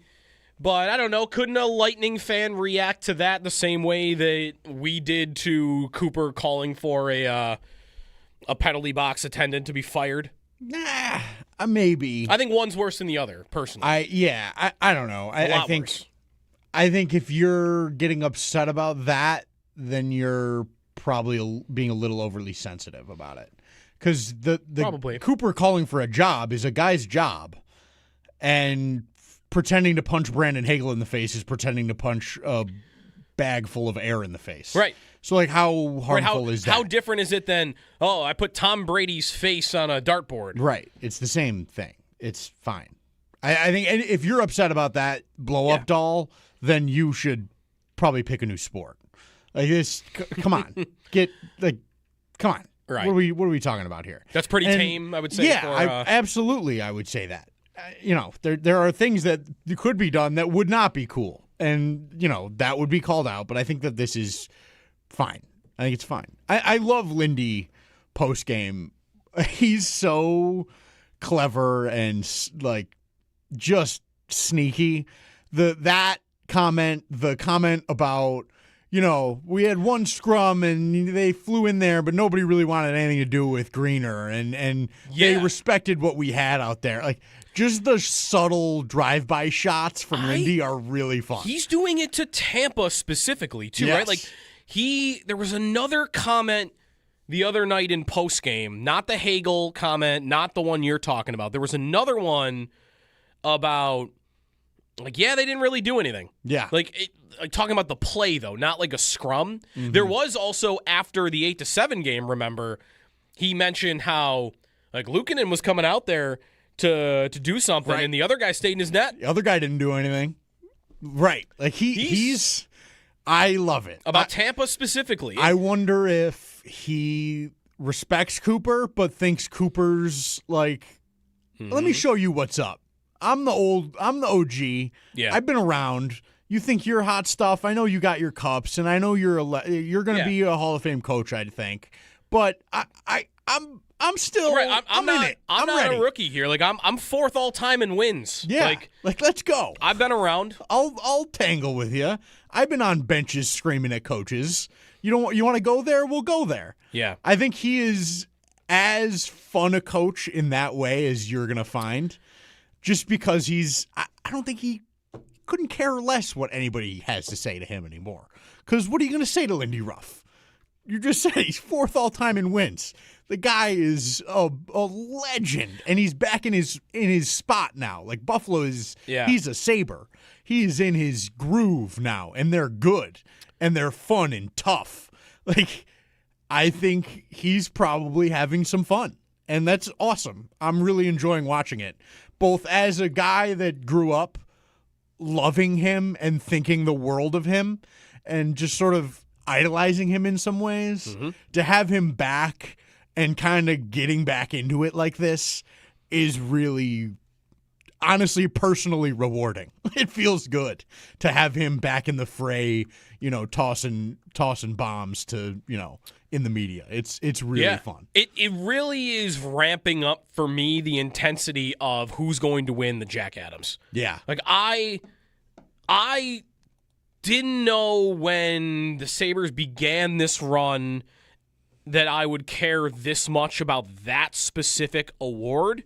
But the longer this has gone on, and the more the Sabres have beat Tampa, and the reasoning on a John Cooper Coach of the Year candidacy, and even Cooper recently talking about the penalty box guy being fired, and now he's complaining about games. Well, we have so many. I don't know where we are in man games lost, but it's crazy.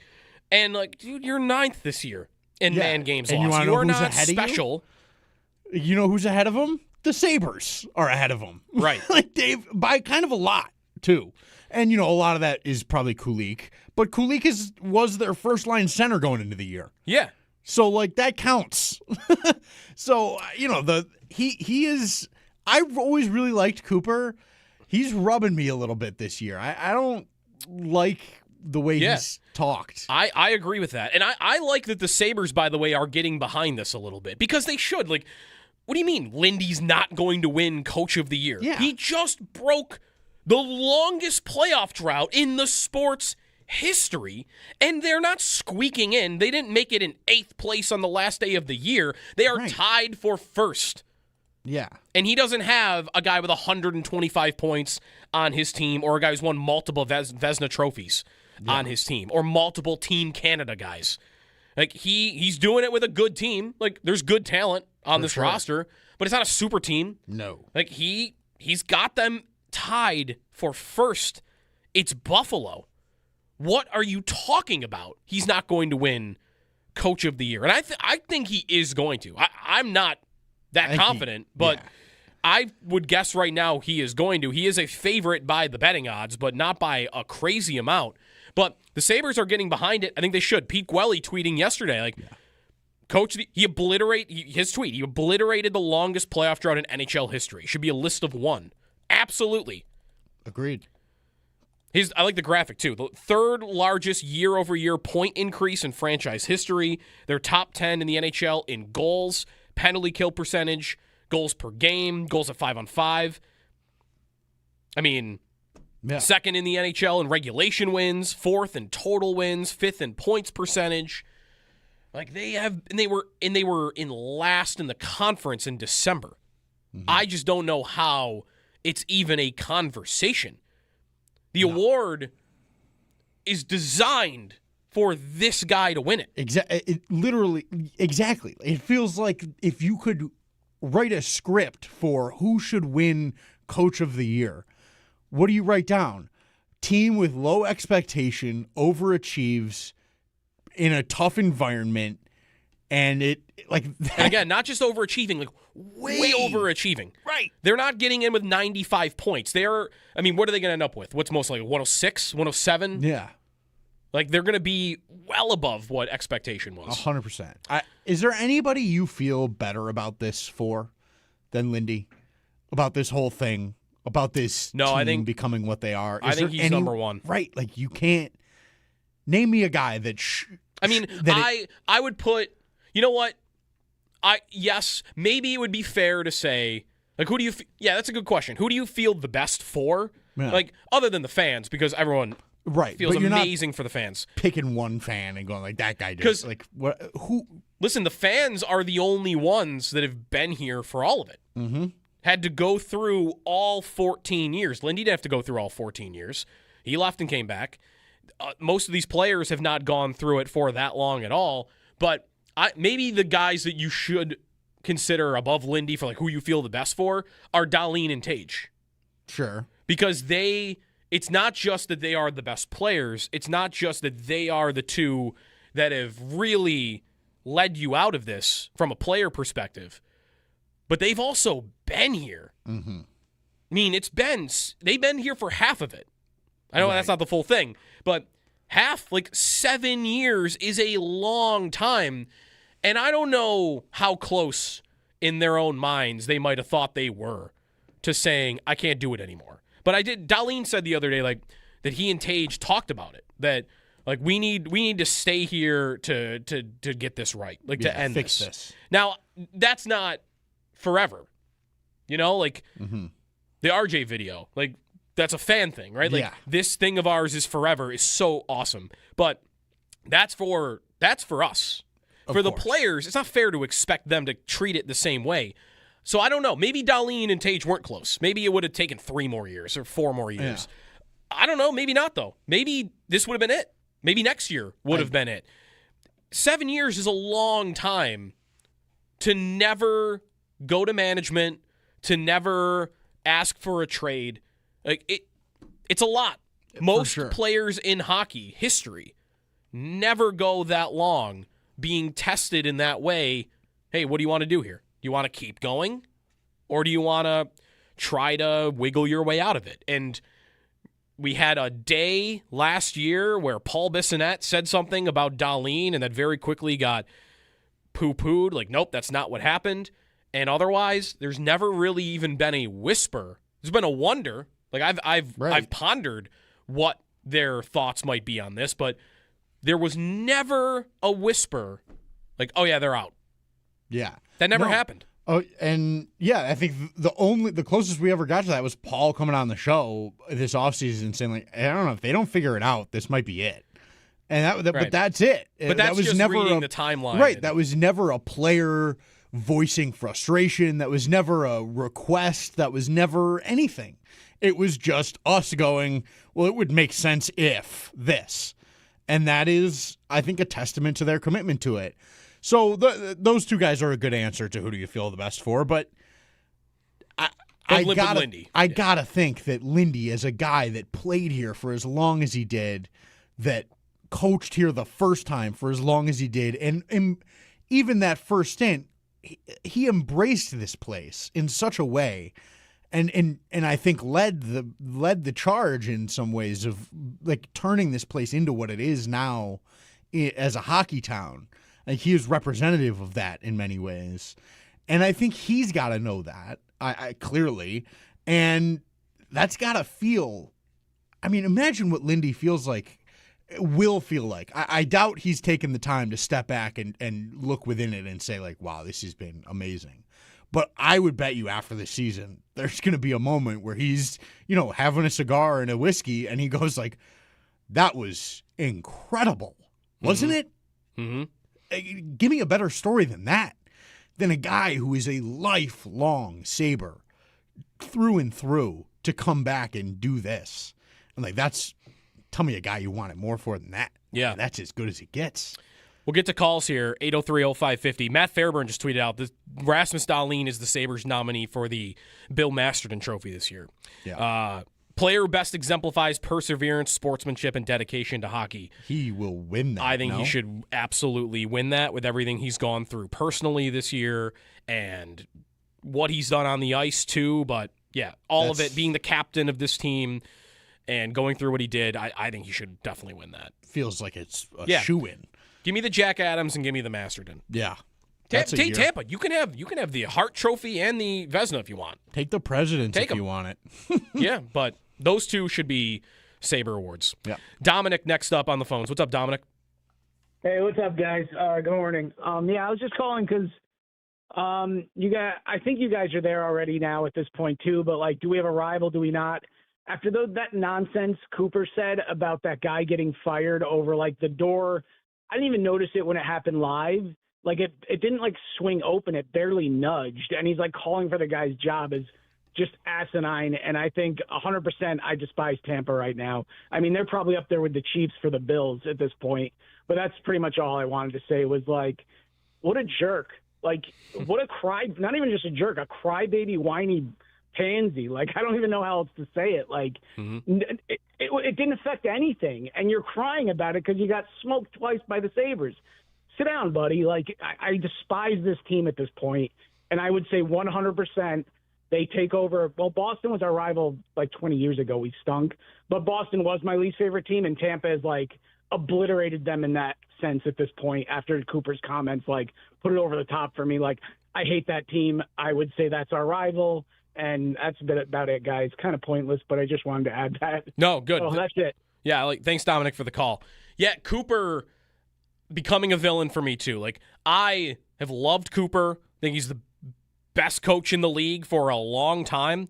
But, yeah, I'm getting these things along the way that are just rubbing me the wrong way. I mean, last night, after they lose to Ottawa, he says, quote, "You can't really ever use injuries as an excuse." Guess what's coming next, by the way. That's the thing you say when you're about to use something. This is not an excuse. Okay, here comes the excuse. I don't know what man games lost we have this year, but it's got to be up there in the league. We've had to deal with it all year. This is a little different. We had to bring up 3 American League guys to play in this game, and I thought they did great. Ultimately, it's 1-1. We're a playoff team. Don't get points out of this game. Like, whatever. Like, he's explaining away a loss because, we're injured. Which, by the way, I'll have to look up the updated list on this. They might be a little higher.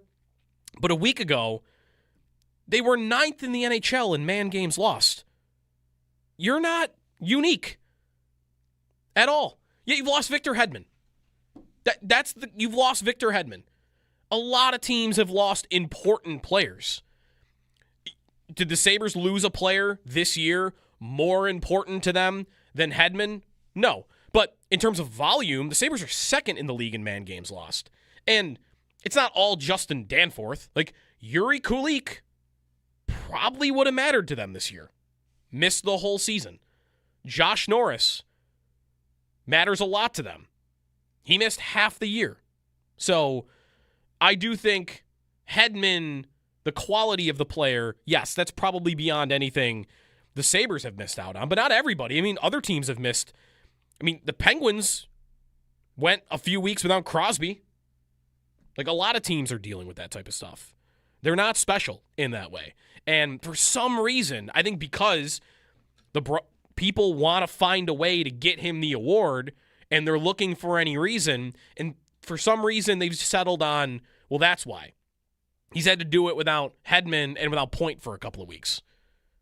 And it's just not that different. It's not that different than the other teams in the league that have had to deal with the same thing.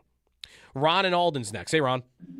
Hey, good morning, guys. I think this is great. You know, I started watching hockey in '79, and Lindy Ruff, my first image of him was beating up Billy Smith in the playoffs when Billy Smith tried to knock his eye out. If you've never seen it, go look it up.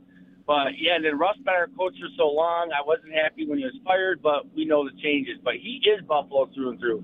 But this Tampa rivalry came out of nowhere, and it's fierce and it's rough. And what I love, and I think the internet helps it, is all the Tampa fans on Twitter, like this, and say, oh, these fans finally get some taste of victory. We've been around a lot longer than them. We're so used to all the good times, right? But these Tampa fans are saying, say, wow, I thought Florida fans were, where is this coming from? See, that's what happens when you get a rivalry with a hockey town. Florida down there's not really a hockey town, right? You have to kind of, you're good when they're good to have their fans, but they're not used to having a rivalry with our actual hockey town. And I don't think these fans down there know how to act. And, you know, they get mad about little things like punching an airbag or whatever like that. Yeah. I mean, remember when we were playing Carolina in the playoffs, whatever it was, 06, 07, and we were down, you guys were down, well, media was down asking fans about, you know, what is icing, what is a puck, and they just didn't know. And Tampa fans are different. I know they know their hockey, but they don't know what's coming, and they just don't realize hockey's back in Buffalo. We're the real hockey town. You guys have a great day. Thanks, Ron, for the call. Yeah, like it's funny, like they are dealing with a hockey fan base like they haven't before for a rivalry. Like that's talking about Florida. Because I'm with you. Like there's a podcast that's based in Miami that I listen to a lot, and I heard them talking about Lightning Panthers recently and comparing it to Sabres and Lightning, and how like South Florida, even with the Panthers winning, it's just not. It's a thing there, but Tampa, I guess, like you'll drive down the street and there are Lightning flags outside people's homes. Like they are into it. That is a hockey city. But their rival has been Florida and like Fort Lauderdale. Like it's not really at all. So you don't really have that fan back and forth, and most of that occurs on social media. And I am seeing that too. Like you're getting a lot of Tampa fans, Sabre fans, and yeah, that might be new to them. I mean, they've played playoff series against other teams. It really just goes to show it's all about, are you good at the same time? That's it. It doesn't matter about where geographically the places are or even what the history is. That stuff helps. But there's no history between Buffalo and Tampa. Right? What's the history? Lyubushkin scored an overtime goal once. That was awesome. Is that it? What else has happened between these two teams that would qualify as bad blood before the last 3 games? Nothing? Yeah, I don't have anything in my head that's like glaring.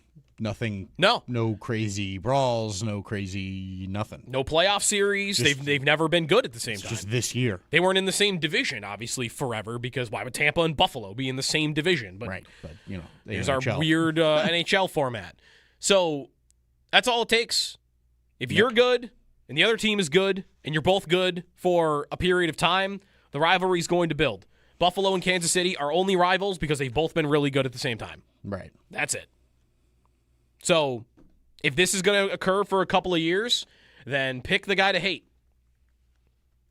Is it going to be Hagel? Corey Perry, again, is like yelling at the refs yesterday in this Ottawa game. I think he's starting to drive a lot of people nuts. Yeah, for sure. I heard Shope talking about it yesterday. I missed, what did Perry do with his stick in the game against the Sabres? Because I didn't see that happen.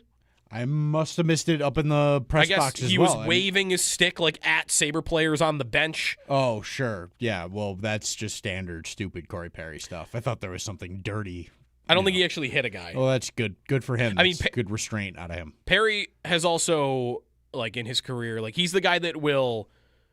Oh, there was a clip. Who did he do it to? I don't think it was that long ago, where a guy on the other team was drinking out of his water bottle during a break, and he put his glove on the bench. Perry came up and he filled his glove with water. Yes. Like the guy is just give me a playoff series against Corey Perry. And it'll be very easy to hate him. The Worm. That's what they call him. For good reason. He's lost 5 straight Stanley Cup finals, by the way. Correct.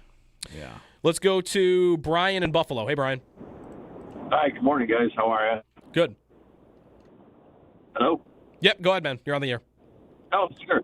So a couple of things actually that came up into my head. One was, what's going on with Carrick? 2, what was the actual diagnosis of Goalie? And then 3, I called in driving my kids up to go backpacking to the Adirondacks the morning that we traded Paterka.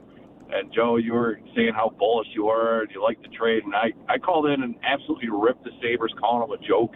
And, boy, does it feel good to be wrong. So yeah, that's what I got. Yeah. You know, and the NHL also needs to go away with these 3-point games. You look at Montreal, I think they have like 11 or 12 wins in overtime and shootouts this year. That certainly would have leveled the playing field. Yeah, thanks, Brian, for the call. Yeah, Montreal has 32 regulation wins. Sabres and Lightning have 39, and they have the same amount of points. On the injured guys, Carrick, I guess we'll see. Like, kind of sounds like by the playoffs. I think the bigger question won't be, is Carrick ready to go for the playoffs? But is he 100%? Right. Did it just coincidentally time out that's about the timeline? He'll be good to go by then? Or is it he's going to push through at 70% health, 60% health, whatever, when the playoffs arrive? Like that's the bigger question for him. Kulich is blood clots, so like that's probably not happening this year, and you got to wonder about him beyond this year even. Yeah, that's scary long term. Just can he play anymore? The Peterka trade, you mentioned I was bullish. I don't remember loving it. I think I was fine with it, but I wasn't like over the moon about what they were getting back. I didn't think Josh Doan was going to be more than a throw-in. I thought like many, Kesselring was the main piece, and that Doan would be a nice bottom six guy. But I was just hesitant to say that a guy who was a second-round pick, wasn't the highest pick in the world, and hadn't done anything offensively in only 60 games, but Utah had never used him in an offensive role. Yeah, I was fighting that battle on Doan a little bit with you guys just because I knew him from coming up. I never would have told you that I thought that this would be how good it was, but I remember saying, you know, don't forget about Doan in this deal, because Kesselring, it was the centerpiece of that trade. If it's not for Doan, that trade is a disaster because Kesselring doesn't play. Definitely. And that's, you know, not great. But Doan has worked out so well that it's honestly a Sabres win without Kesselring even included in the deal. So I think you're fine. But if it matters to you, Peterka has the same amount of goals this year as Doan and fewer assists. Right. And also doesn't give you physicality defense. Yes, severely behind him in terms of, you know, an overall game. So, yeah, I think you fleeced them pretty heftily with that trade. Yeah. And, you know, Peterka got his deal and is making, I think, more than Doan is even now. So, you know, you made out pretty well in the deal. But I don't think any of us were getting on and saying, like, oh, well, this is an easy win for them. I liked it, but I didn't love it. I didn't love the idea of trading Peterka in the first place. But they did it, and it has worked out in a big way. So, you know, thanks, Kevin. Yeah. Kevin. I think all the things Adams gets credit for, the one thing that actually isn't brought up that I think you could argue was the best thing he did, because even now you could look back on the McLeod trade and like that's a definite win, but he's struggling a little bit right now. Savoy's Norris playing with McDavid a little bit. Yeah, Savoy's heating up a little, but I'm not telling you that's a loss. That's a win. Norris for Cousins. It's kind of in the middle. I think you're still figuring that out. I think the thing he did, or more rightfully should say didn't do, that gave them the most value was not buying out Samuelsson. Right. Which I wonder how deep into that conversation they got, because I just don't think it was really that hard to sell the idea of buying him out when it was your last chance to get out at a really cheap price. It was like the timing of everything. You buy a guy out before 25 years old and you barely have to pay anything, and the moment he turns 25, now I got this big cap hit. So it was like kind of your last chance. If I'm going to do this, I got to do it now. And it was like $700,000 on your cap for a long time, which who cares?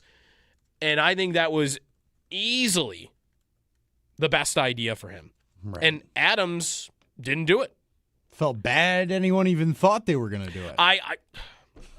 Now that part I'm not defending. That was a little ridiculous. Of course. But deciding not to buy out Samuelsson has ended up being a home run. Yeah. And I don't think that was an easy decision. I think that would have been a tough call. I don't know, though, that they really talked about it. So maybe they didn't really have a decision to make. But I think if you really looked at the two options, that would have been a tough call. And they ended up making easily the right decision there because he's now awesome. Kurt, if you stay on hold, we'll start with you when we come back. More time for your phone calls. The Sabres and the Lightning. It could be a first-round series as it's a three-way tie now in the Atlantic. Montreal winning last night. 3 teams at 102. What should be priority one? Home ice advantage or avoiding the Lightning? Because that might determine who you're going to root for tomorrow when Montreal plays Tampa. Sabres and Rangers tonight. It's Jeremy and Joe. 803-0550 is the phone number here on WGR.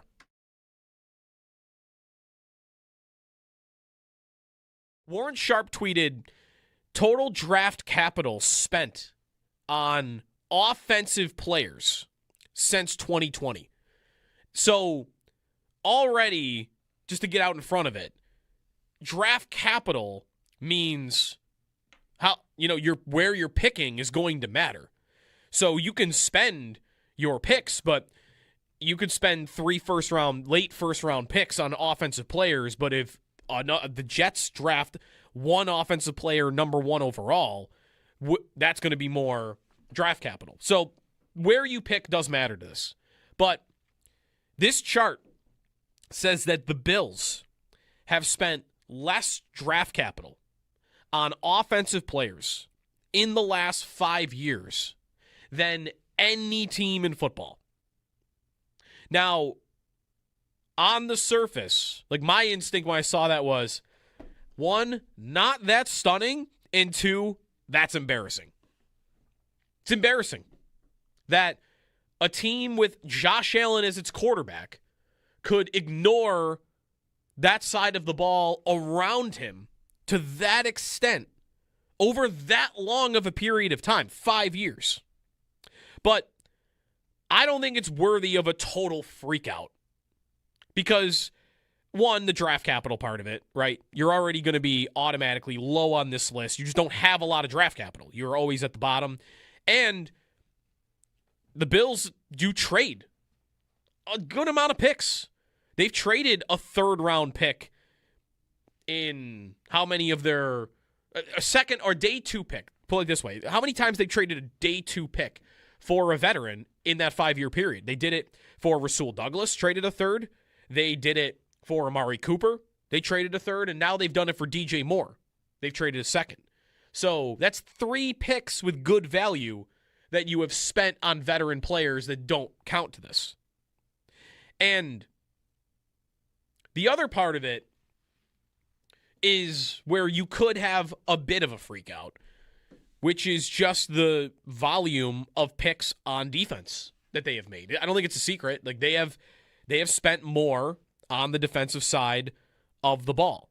Defensive ends, Rousseau and Basham, and going after Kyer Elam in the first round, and also Max Hairston. So I've got multiple edge rushers, multiple corners that have been picked with very high picks. I got Cole Bishop in round 2.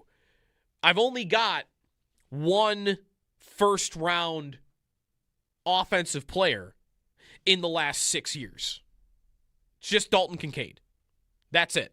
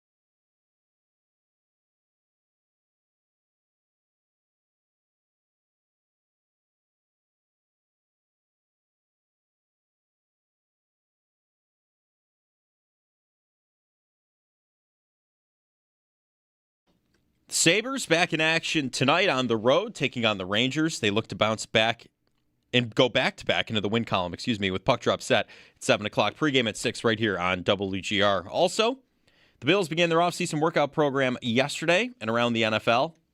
Giants coach John Harbaugh said, "I'm not surprised by it. We'll try to work through it." On defensive tackle Dexter Lawrence's trade request, SNY's Connor Hughes reports a source expects Lawrence will demand $30 million annually.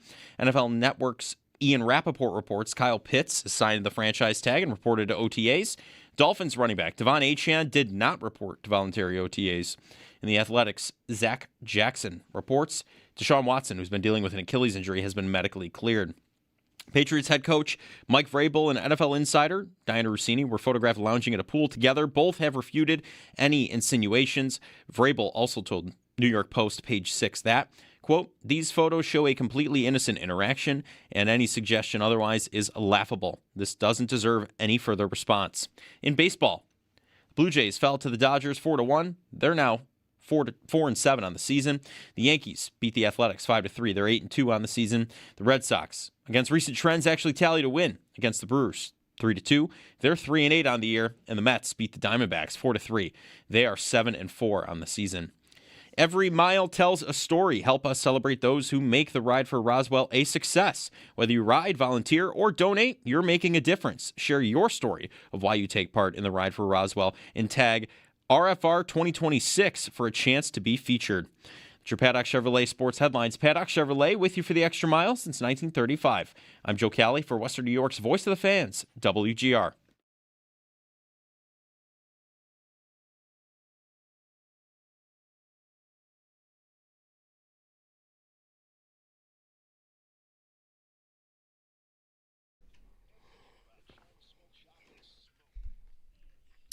Get back to your phone calls in a moment.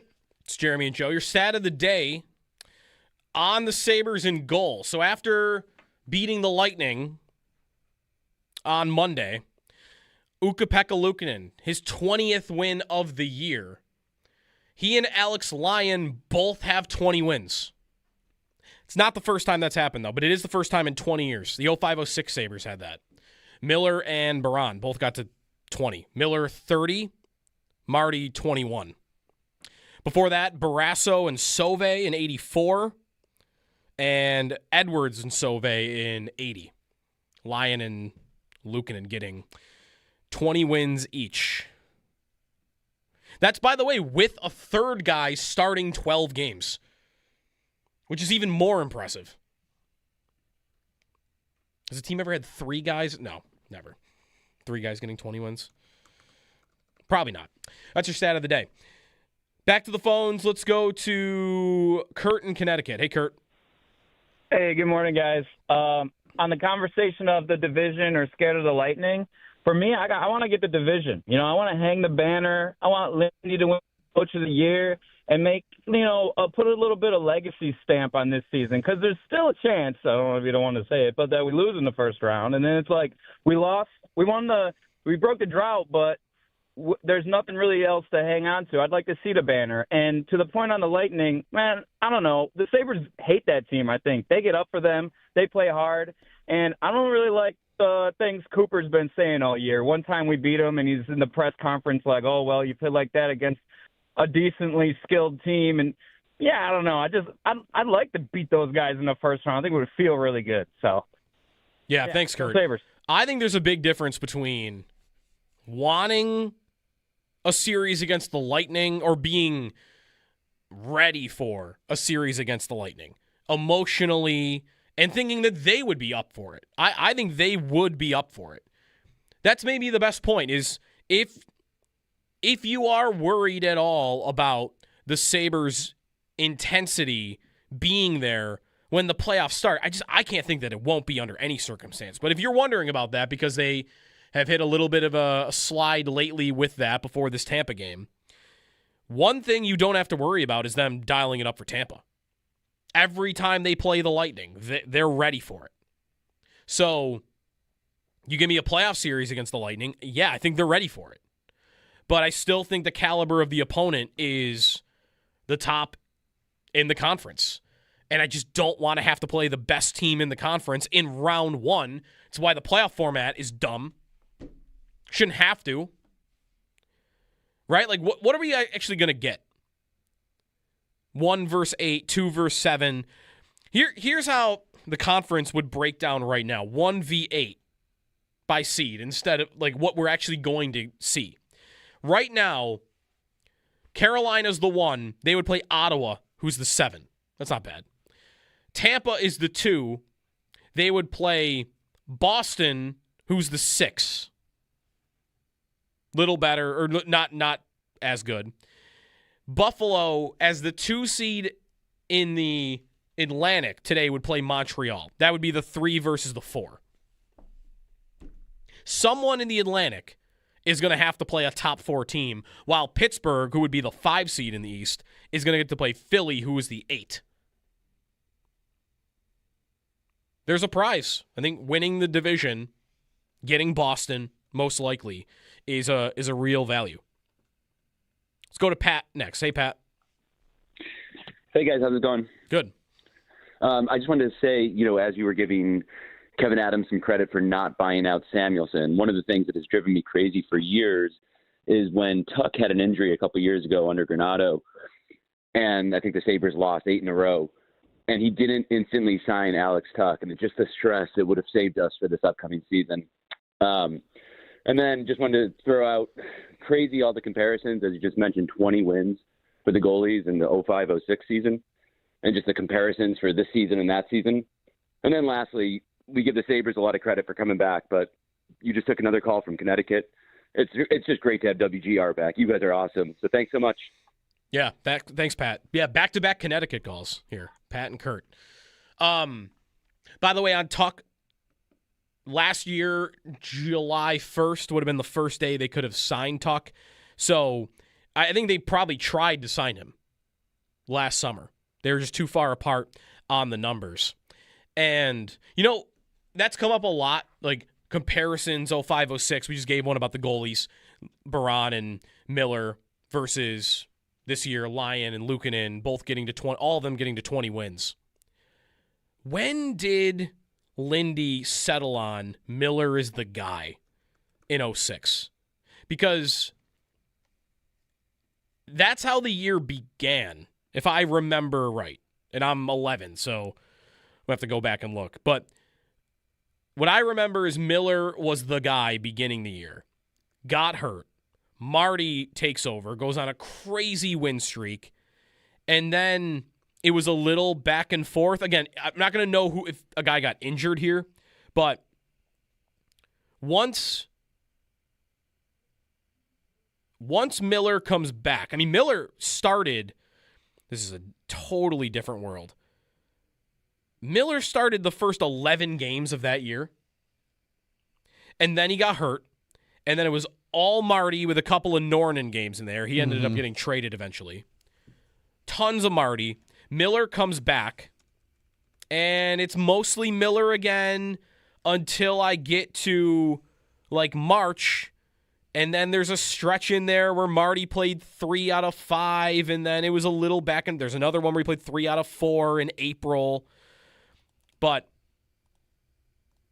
I don't know. I don't know how good the comparison is for that, because Miller ended up taking the net over again by the time they got to the end of the season. Right. So it's a little hard because there were injuries this year. There were injuries that year too, obviously. But I just think it's a little different, especially you briefly mentioned it there. It's a different era for what goaltenders do. Miller, how many games did he play the year after that? 70? He had a year where he played 76 games. Right. That's nuts. Absurd. Everybody out there. 07-08, he played 76 games. 76 games is an unbelievable amount of hockey for a goaltender to be playing. Mm-hmm. That is dangerously stupid to be doing that. But, he was great, obviously. And back then, everybody did it. Everybody did it. That's just what you did. Brodeur, I think, had years where he played 80. Oh, yeah. He played almost every single game for a couple of years. And so that also factors in here, because back then playing Marty that much was a bigger statement than playing Lyon is now. You look across the league, there's half the league that uses 2 goalies, at least this much. Yeah. So it's a very different sort of landscape in that way. But it is definitely an interesting parallel, another interesting parallel between 05-06. Most starts in the league this year is actually in Utah. Vejmelka, he's got 59. Really? Yeah. You could have given me you would 25 guesses at that, and Yeah. I wouldn't have got there, and I'm a goalie freak. Wow, Vejmelka's played 59. 60 games for them? Yeah. Whoa. So he'll be the season leader with 62, 63. That's a lot. Yeah, how about that guy? I mean, no one else. Saros could get to 60. He's at 57. Sure. Where's Sorokin at? Sorokin is at 51. A little bit further down the list. Yep. Interesting. Yeah, no one's going 60 anymore. And Miller was 76. No. 803-0550 is the phone number. There's a Zamboni story in the NHL Yes. to get to when we come back.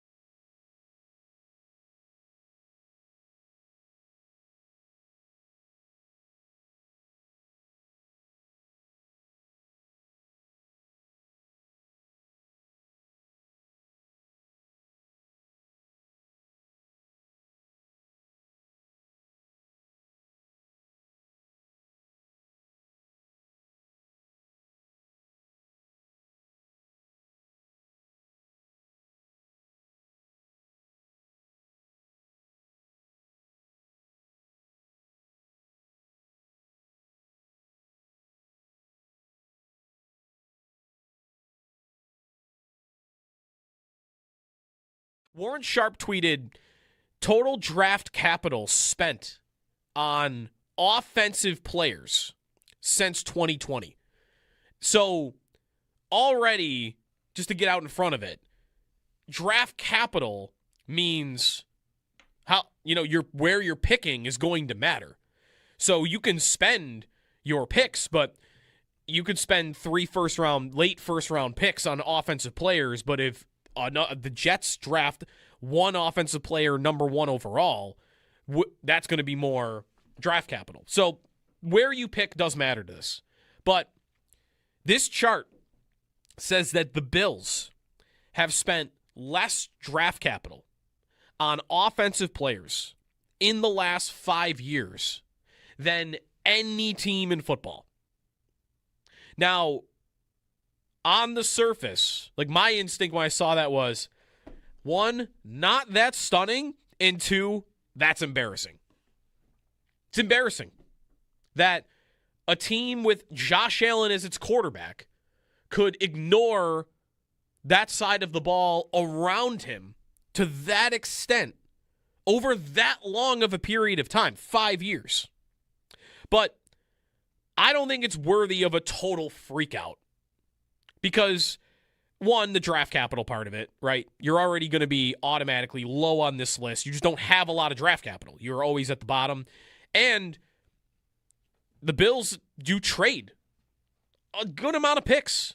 They've traded a 3rd-round pick in how many of their a second or day 2 pick. Put it this way. How many times they traded a day 2 pick for a veteran in that 5-year period? They did it for Rasul Douglas, traded a 3rd. They did it for Amari Cooper, They traded a third, and now they've done it for DJ Moore. They've traded a second. So that's 3 picks with good value that you have spent on veteran players that don't count to this. And the other part of it is where you could have a bit of a freak out, which is just the volume of picks on defense that they have made. I don't think it's a secret. Like they have spent more on the defensive side of the ball.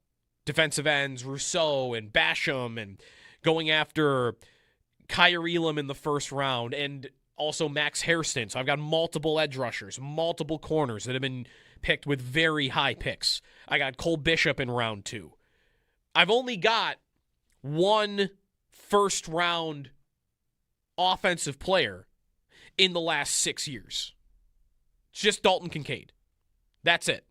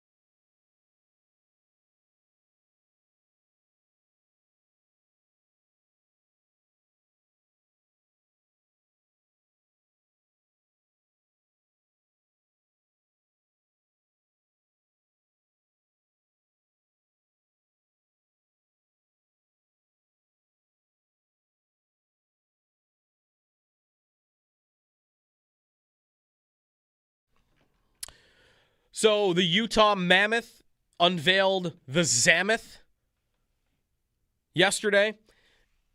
It is their Zamboni that is tricked out to look like a mammoth. A polygonal mammoth, just like the bison here. The bison statues. Yeah. Yeah. Yeah. It's got glowing eyes. It looks awesome. It looks awesome. No one's ever thought of this before. That should send a message to every other team. I think the Sharks have shark Zambonis. Do they? I believe they have 2 shark Zambonis. Like actual in the shape of sharks, or just have sharks on them? I think there's a shark face, maybe. Oh, like on a fighter jet kind of shark face. I'm looking at it now. The paint job of the Zamboni is made to look like the mouth of a shark. Right. But Like there is a dorsal fin on top that they've added. All right. So that's closer. This, though, is like the Zamboni shape is the mammoth. Right. Yeah. Is a mammoth. So are we getting Zambison anytime soon? I'm already playing around with like Zambison would be pretty sweet. They've got the renderings, the designs, right? Like just cut the legs off and put it on wheels, right? I also saw something that it was the frame of the mammoth put on top of the Zamboni is from the the Zamboni from the 2002 Olympics in Salt Lake. Yes, it is. It's like they've got like the historic, which is crazy. They restructured a piece of history. That literally. owner down there, Ryan Smith, is known to be like maybe the best owner around. Yeah. He is a real loves to just, what can I do to make this as good as it can be? Yeah. They've really come around on that arena. That kind of stuff is great. They do a lot of really good fan interaction stuff. The players talk about how much they love him. It sounds like he's a real great modern sports owner that is not, Fenway Sports Group. They should make it look like the Slug logo. Sorry, get the motion. 803-0550 is the phone number on the Sabres, and some draft stuff as well when we come back here in WGR.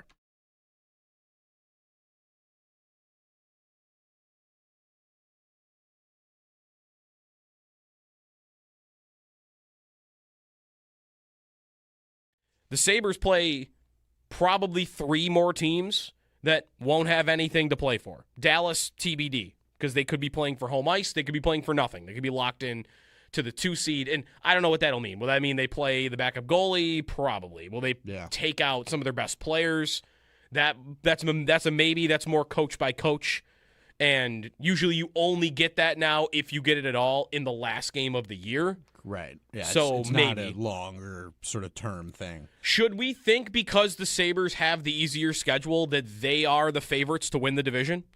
Should I think right now that their chances are good to do this? I would say yes. I think that there was a lull when they had known that they were going to clinch. You know it's going to come, but you're just kind of waiting for that to happen. And your mindset is, well, we got to make the playoffs. We got to make the playoffs. We got to make the playoffs. But we know we're going to do it. So it's hard to get up for that. Once you clinch, now you're in. Now you've got to find a new goal. Now you've got to find a new reason to go out there and work. Mm-hmm. And I think they now are forced into having that with the standings the way they are. And Lindy, I'm sure, is telling them, all right, 1 goal down. We're in. Good job. Now our sights are set on the division. Now we have a new goal.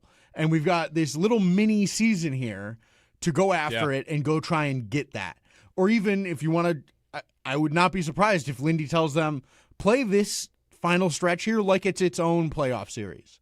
Win these games to try and give yourself the best chance to get that first spot in the division. I think that sort of mentality shift from we're trying to do something that we know we're about to do to now we're trying to do something where we're in a dead tie with 2 other teams that we know are good. We've got to get out there and go. I think that will help them here. I think the Tampa game did that a little bit in terms of waking them up and making them work. And I think this will do the same thing for these final games. I think you're going to get them with a new fire and, well, now we're in, we've got a new goal here to accomplish, and we're going to do everything we can to do that and then get in and see where we go. Sabres have Rangers tonight at Madison Square Garden, home Columbus, at Chicago, and then home Dallas. Tampa and Montreal play tomorrow night, and then Tampa goes Boston, Detroit, Rangers, the Bruins on the road. Montreal goes Columbus, and then 2 road games to finish, Islanders and Flyers.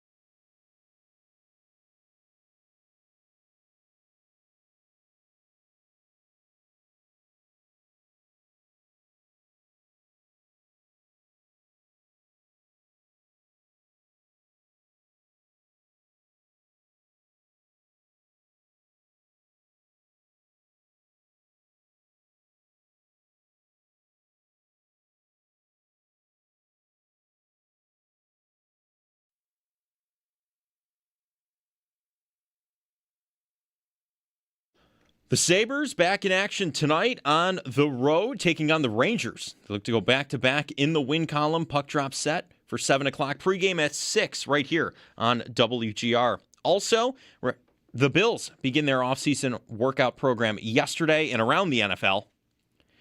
Giants coach John Harbaugh said, "Not surprised by it. We'll try to work through it." On defensive tackle Dexter Lawrence's trade request, SNY's Connor Hughes reports a source expects Lawrence will demand $30 million annually. NFL Network's Ian Rappaport reports Kyle Pitts has signed the franchise tag and reported to OTAs. Dolphins running back Devon Achane did not report to voluntary OTAs. The Athletics' Zach Jackson reports Deshaun Watson, dealing with the Achilles injury, has been medically cleared. Patriots head coach Mike Vrabel and NFL insider Diana Rossini were photographed lounging at a pool together. Both have refuted any insinuations. Vrabel also told New York Post Page 6 that, quote, "These photos show a completely innocent interaction, and any suggestion otherwise is laughable.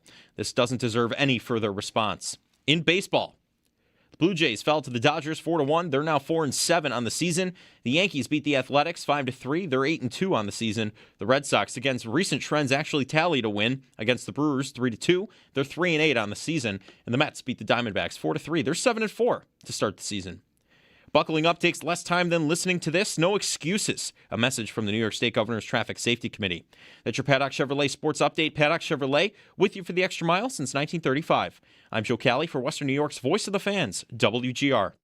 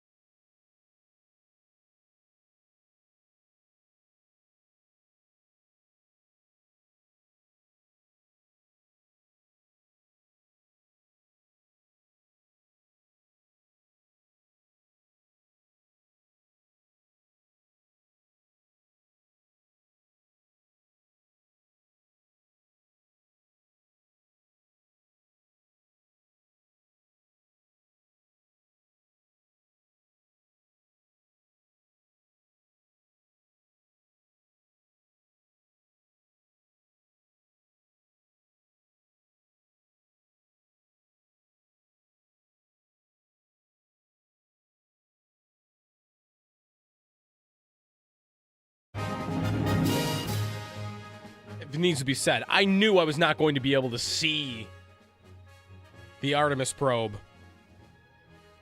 when I looked at the moon this morning. Which even, by the way, it wouldn't have even been in front of the moon. Because it was meeting the moon where it was going on its rotation around the Earth. So by the time it's on its way back, the moon is past it. The crazy thing is, I think they've seen the side of the moon that just we don't see. The dark side. Yeah, we'll never see it. But it wasn't dark. No, it wasn't. No. It's not always dark. That's how the sun works. The pictures coming off of that thing, though, are ridiculous. Right. Yeah, oh yeah. They look insane up there.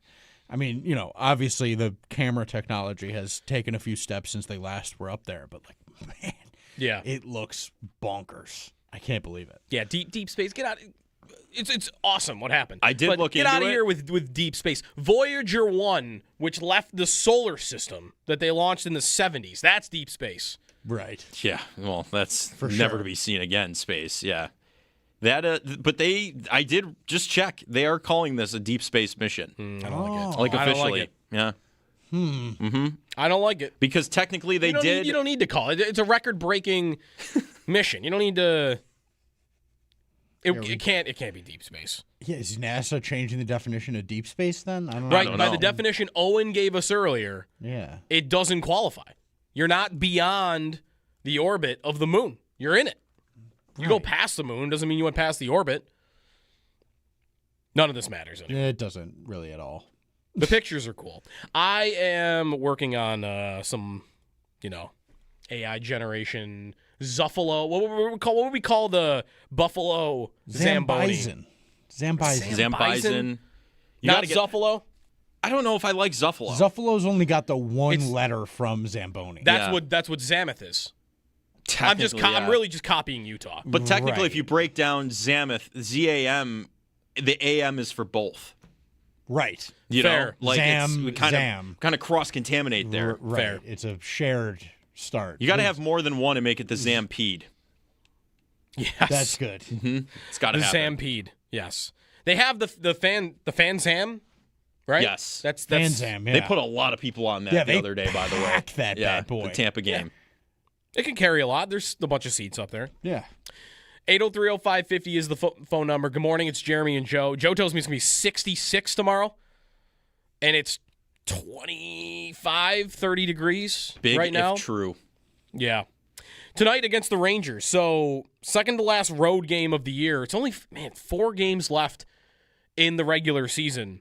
And then we're on to playoff. Like, at a minimum, we have as many playoff games remaining as we have regular season games. I would hope that we'll have more than 4 playoff games. Talked a little bit about this earlier. There's a narrowing of the teams that the Sabres can play in the postseason after what happened last night, where Montreal comes back, final minute, they go to a shootout, they win and beat Florida. Florida, just skeleton squad. I'm not recognizing half the names. I mean, like, Bennett is still running around out there, and Forsling and Seth Jones, who got worked on the final tying goal by Montreal. But, like, who are these in overtime? Florida's throwing out guys I've never heard of when your most skilled players are supposed to be out there. They're shutting everybody down that they can shut down. Like, Barkov isn't coming back. They shut down Marchand. So that makes sense. Montreal did not look super impressive to me. Like, unbelievable tying goal. Lane Hudson setting up Nick Suzuki. What an effort. And then they go on to win in a shootout. But they kind of got outplayed by a Florida team that has none of their guys playing. And I still want to believe there is a gap between where Tampa is and where Montreal is. We have not gone in deep on where some of the advanced numbers are on the Sabres and the teams around them in a while.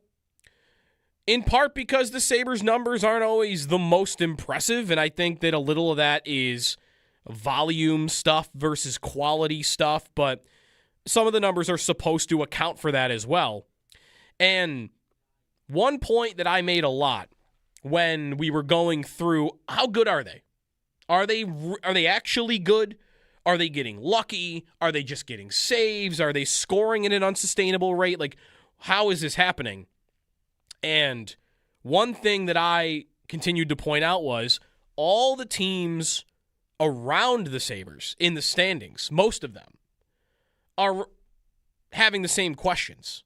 So, all right, if you're worried that the Sabres in expected goals for percentage this year are 19th at 5-on-5, which is where they are, by the way. 19th. That's not elite. If you think, oh, that could be a problem, that could tell me, oh, they might not be real good. They might be lucky.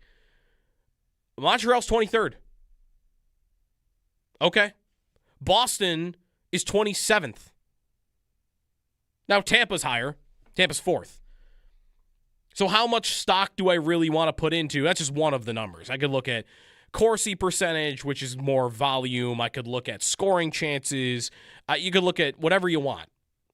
And you could find a number that says, yeah, they're probably not as good as their record, but show me where that's different from the other teams around them that I think we also know are good. You can't watch Montreal and think they're not good. They're a good team. But so are the Sabres.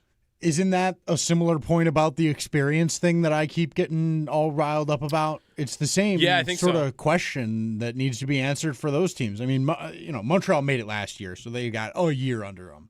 But it wasn't a run.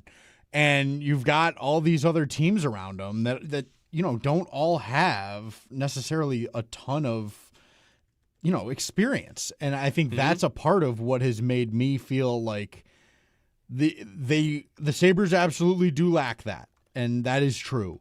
But there aren't the teams that have been in for 10 years straight. Like, Toronto's not in it. Florida's not in it. Washington's not in it. There's these teams that would have the sort of blue blood, we know what the playoffs are, tried and true. We've been through it, time and time again teams. And I don't look around and find any of those teams really. Boston even is probably at the top of that list, within the division other than Carolina, or, Carolina's in the Metro, but conference-wise. Like Boston would probably be the team you point to that has a little bit of that pedigree from the last time they went to the final in 19 against St. Louis. There's a little bit of that. Carolina's been on deep runs. Pittsburgh's got a few guys left from their cup years, but that's it. And everybody else is got 1 year of playoffs, and that's really it. You look at Montreal, last year was their first year making it in a while. Philly, out of it. They haven't been in it in a while. Pittsburgh, I just mentioned them. Carolina was one of those teams that's got some of it. Boston has that little bit, and Ottawa just made it last year, and that's really it for them. Columbus, same thing. Detroit hasn't made it, now the longest in the league. The Islanders, all a bunch of, led by a rookie.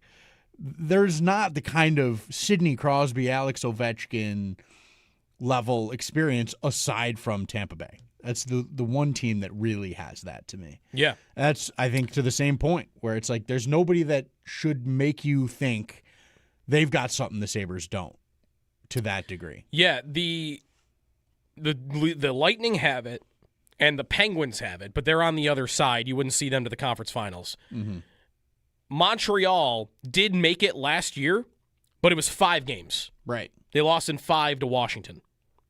Now, a couple of their guys go back far enough to 2021, which is COVID. That's the bubble, right? They made it to the finals. They played 7 games against the Leafs. Were down 3-1 in that series, by the way, rallied and won.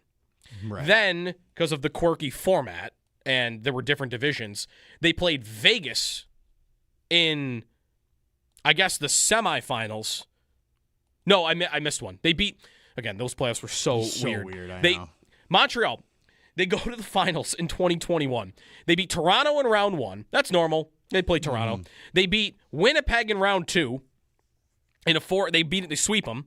Right. Then they beat Vegas in the 3rd round, 2 Western Conference teams, and then they lose to the Lightning in the Stanley Cup Finals. They're now in the same division. Yeah. So, what even is that? That is no fans in the stand. That's playing your games in Edmonton, right? Or am I off a year? Is that the year where they're back in their home buildings, but there's like no fans there? People or whatever. It might be that. That might be the year that I'm thinking of. But that's either very way, different. It's the same concept where it's not the same feel that you're going to get this year. And even that, that year is only Suzuki, who's there as a young guy. Caulfield is there young. Jake Evans and Josh Anderson. And Gallagher. Gallagher's got to play, but he was healthy scratch last night. Right. Like he's not he's not important at all to what they do. So if that's all Montreal really has, that's honestly, it might even be less. I'll have to find that, like by games played. It's not more by much if it is than Tuck, who's been to the finals, Byram, who's been to the finals, Zucker, who's been to the playoffs a bunch of times. I don't really want to count Luke Shen to this. He's kind of the same as Gallagher, maybe. Right. Tons of playoff experience, but he's not going to matter much. And that Canadiens year was also really just riding on the back of Carey Price going on. Sure. Like his sort of death rattle of his career was that year, and it was incredible. I mean, that playoffs is as dominant as I've ever seen a goaltender be in the league. He was a monster for those. And like they were like, all right, we're hot, and he's going to go, and we're going to just keep winning because this guy won't give up more than 2 a night. And so, I don't know that I like their goalies, but I definitely don't think that they're doing a, Price in 21 run.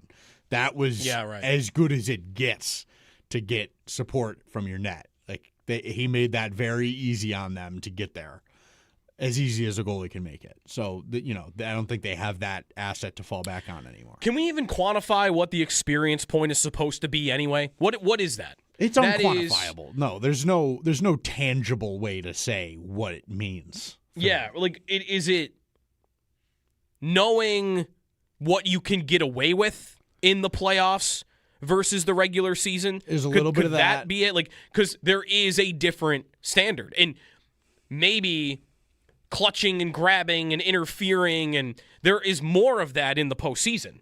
And a team like Tampa would know, okay, playoffs start, Perry especially would be this, Kucherov, but almost all their guys would know we can hold this guy on the wall for this long. Right. Like we have that feel. Whereas a Sabres player might let the guy go because he's used to regular season. If I don't let this guy go after a second, I'm going to get called for it. Tampa's leaning on you for 3 seconds. Right. And, like, I think there probably is some of that. There's that. There's another part of it, I think, that really might be the biggest, to me, aspect of it is these guys that have been in it understand what that moment is going to do to them mentally. They understand what that pressure feels like for them and how they need to navigate that. So there is that. That to me is the biggest place where that is a real concern. What does Owen Power do under the pressure of playoff hockey when he knows I'm going to face this team 4 more times after tonight? I know what this is, and this place is going insane. Right. And I've got to be good. Like that is what the unquantifiable part of it. Like that, because you don't know. Right. Every guy is Definitely. different. Every player is going to be different. Every situation, every team is going to impact you differently. You might hate a guy on one team, and you're going to be bad because you're wanting it too badly or whatever. That is the stuff that is at question for them. Where Tampa, like Nikita Kucherov knows what he's going to do in the Stanley Cup final because he's been there. He knows that he's not going to crumble under the pressure. And there's no way until you get there, no matter how good an athlete you are, there's a little piece of you that goes, can I do it here? Do I have what it takes to do it in this spot? And you've got to prove that to yourself. So that is that piece, that sort of mythical aspect of the Stanley Cup playoffs. It's the mind game. It's how do you handle it? And what do you do? Are you going to be soft? Are you going to break when a guy yells at you? Can Lindy get into you and tell you that you're blowing it? And can you fix it? Or are you going to shut down? Are you going to struggle because you know that this is too big a spot for you? That's what it is. And Lindy's got obviously so much playoff experience. That helps to have a guy behind the bench it's not Dan Muse. No, that's coach exactly who's never done it before. You got a guy that's seen. I mean, what percentage of the NHL has Lindy Ruff coached? This guy's got it like 40%, right? Like for the history of the league, I was going to say played too, but yeah. We're right, or been a part of the league. Right. For how much of the league's history has he been working in or for the league? It's like half the time the league's existed. Yeah, the guy's been in it. So you got a guy that can steer you in the right direction there. Do you know, by the way, how many playoff games the Lightning have won in the last 3 years? They made the finals 3 years in a row. They won 2 of them. Right. They lost the last one to Colorado. Since then, they lost to Tampa, or they lost to Toronto. They lost to Toronto in 6. They lost, so that's 2 I think wins. the only series Toronto won. Yes. Toronto beat Ottawa also last year, right? Didn't they beat Ottawa last year? I think you're right. Yeah, because they lost to Florida in round 2. Right, round 2. So, but whatever. The Lightning, either way. They lost in 6. So they got 2 wins there. They lost to who was last Florida. year? Florida in 5. So 3. And the year in between, they also lost to Florida in 5. Right, so 4 wins, 5 wins.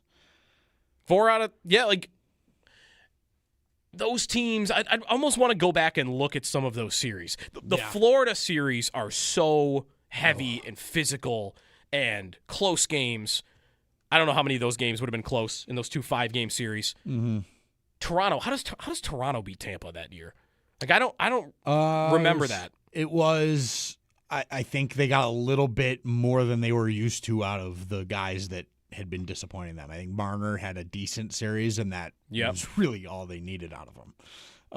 And I remember Tavares scored the overtime winner. I think Tavares was good that year too in the playoffs. He's still, by the way, like that guy's scoring 30 goals again this year. It's absurd for the age he is being up there. But it's going to fool them into making him their second-line center again next year, and they'll be horrible. So that's good. Yeah, they won. They lost game 1. Samsonov was their goalie, by the way. Right. Toronto. Wow. Who is now in a hole He's not even in the NHL. Yeah. Right. They lose game 1 7-3. Then they win games. They win game 2 big. This is Toronto against Tampa, and then the Leafs beat. They won 3 overtime games in that series. Yeah. That's how you do it, right? Like, yeah, you get the bounces. It's going to happen eventually. Yeah.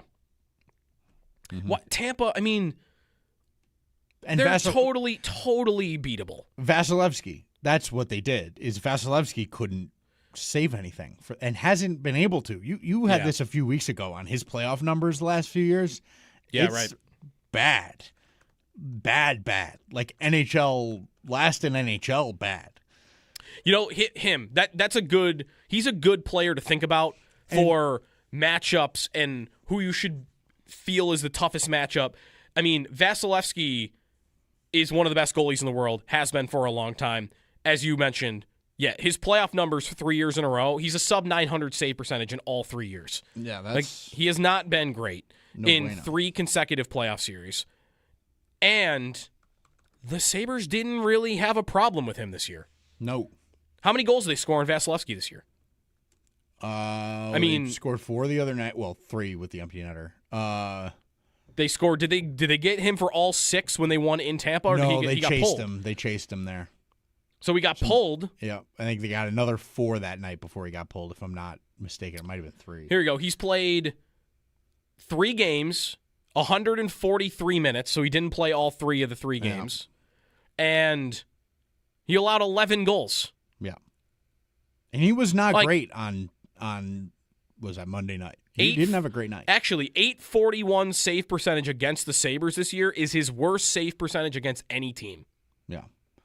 And and 10 goals were at even strength. This wasn't even power play. Mm-hmm. 10 of the 11 were at even strength. There is something to be said for the fact that Tampa Bay has played more hockey in the last 6-7 years than anybody in the league. They have been in it every year, and that wears on you.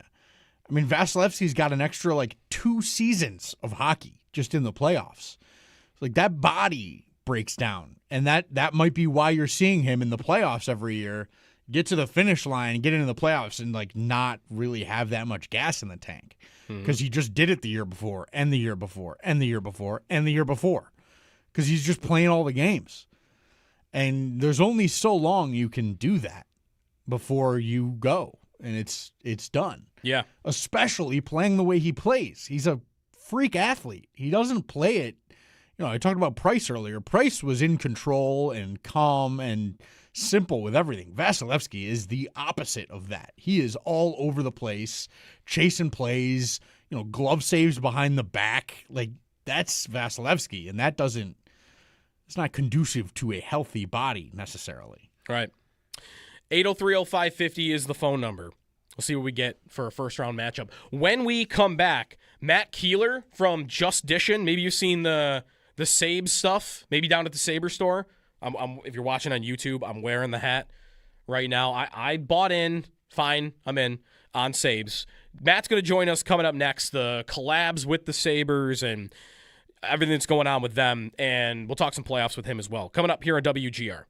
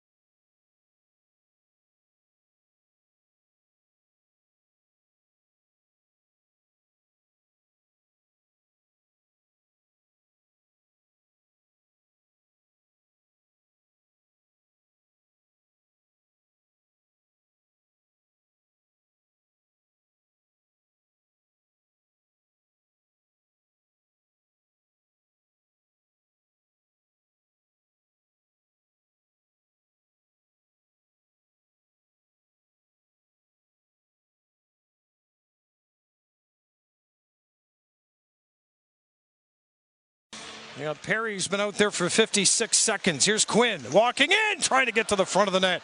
That's left in the corner. Up top for Dahlin. Sweep to the cross for shot. Scores! Jason Zucker!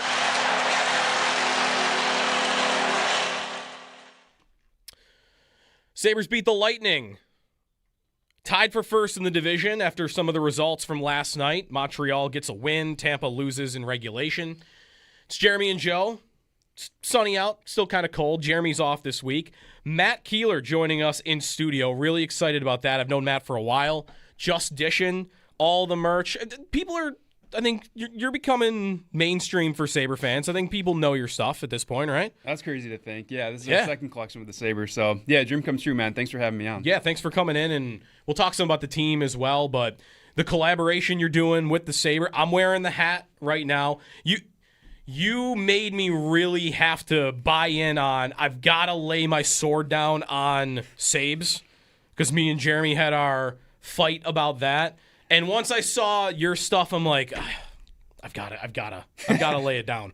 I wish Jeremy was here to back me up on this a little bit. It'd be 2-on-1, but I know Sabres, we had to anchor that around the collab. It's nice to see that it's out there in the public and everybody's kind of wearing it and repping it and leaning into it more. Was it in your vocabulary, by the way, like forever? Oh yeah, for sure. Yeah, okay. Just something that me and all the guys said growing up. Even just like, I don't know, going to games and stuff, we would just refer to that a lot. And when we had this opportunity to the collab, I think it made perfect sense. And the way we were able to lean into that and work with them to be able to create the word mark and everything was just perfect. So you got hats, you got hoodies and stuff, right? Like, and that's available Sabre store, and you guys got your place too, right? Yep, all the Sabre store. We've got 3 different hat colorways. We got a hoodie, says Go Sabres, the shirt, and then we have two Sabre tooth shirts as well. We got the blue and then the white too. So and then some cool accessories. We have a sticker pack and some beanies. So yeah, we had a cool collection there. People like the day you guys dropped the black and red collection, I came down first intermission. I'm like, I got to get a hat. And you were down there,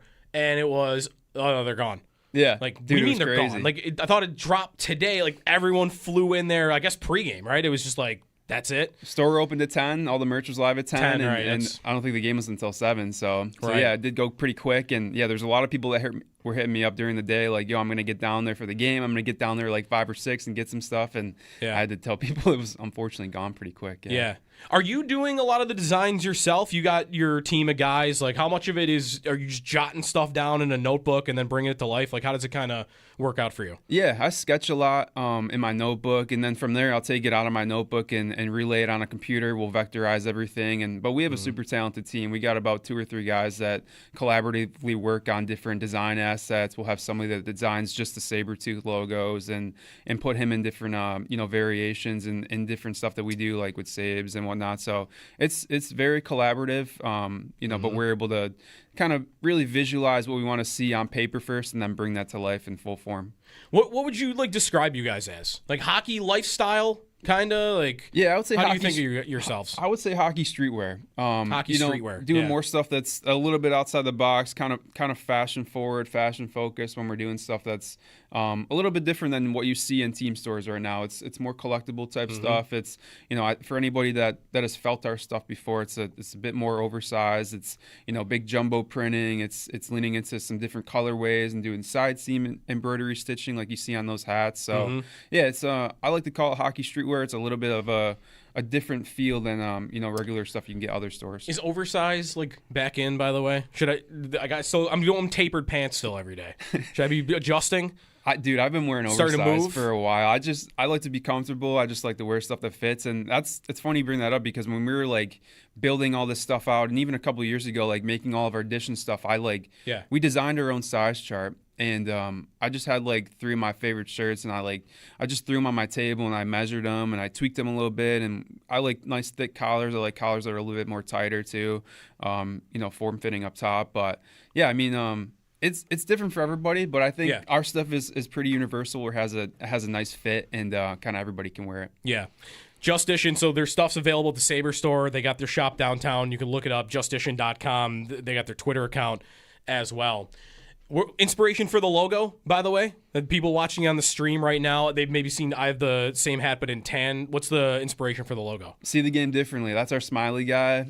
Something that I drew in like 2020, and for anybody that knows our brand before, it was really just a word mark logo. It was really just a dish and word mark, and I just wanted to come up with our symbol, our stamp that would help kind of bring the brand to a new life form, and that's when I drew the smiley guy, and I thought it was like a perfect stamp. We brought the eyes out of it and used it in different collaborations that we do and whatnot, and it's been funny. Like after we launched the smiley guy, people are really interested in him and like, yo, what's he like? What's he do? So I like drew his whole body out. He's gonna have a personality at some point here soon. Yeah, so I like drew his whole body, and it's been cool to see that come to life because we're building some cool stuff right now, like the Smileyverse, which is going to be like an animated hockey show. So we're working on some cool stuff kind of behind the scenes with him. Animated hockey show. So, all right. Remember like the Mighty Ducks show growing up? Yeah. Oh, yeah. Yeah, stuff like that. The cartoon show you're talking about. Exactly, yeah. Yep. I think I watched that before I watched the movies. I did too. I'm pretty sure. Yeah. No, that was way back when. That was like, I think early 90s probably. Are you guys too young for that? Hear me asking at 30 years old are you guys too young for the Mighty Ducks cartoon show? I don't have anything on a Mighty Ducks cartoon show, which we're in the same boat here. Yeah, just a few years too late for us, I guess. We're Jeremy's not here, so we get to be the old guys for a couple of minutes. That's still on Disney Plus. All right. Ooh. Go back and give it a shot. I'll have to watch that with E.T. Yeah. You guys got anything else fun coming up?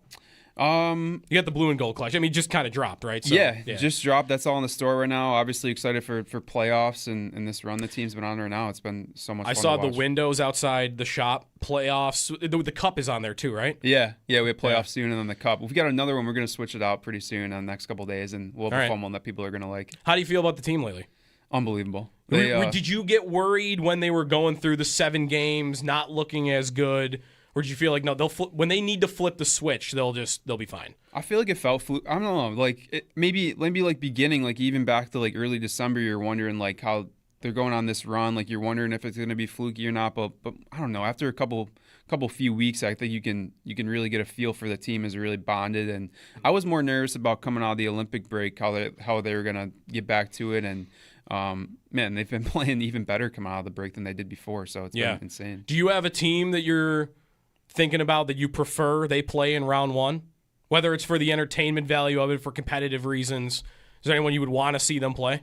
I think entertainment value would be Montreal, just because of how fast they are. Even just watching that game last night, they're just the way they can score on demand. I think that would be, a world-class matchup in the first round. But I don't know. I really enjoy this period right now, just kind of sitting back, having a spot locked up. When's the last time we could say that, honestly, to just be able to look and see who they're going to play? I think it's a really fun time to be a fan. Yeah, we were talking about that earlier, like the stages of your life, where you were the last time they made it versus now. Like at our age, that's easy, right? Mm-hmm. Like high school, like I was in high school. Yeah, early high school. Same for you? Yeah.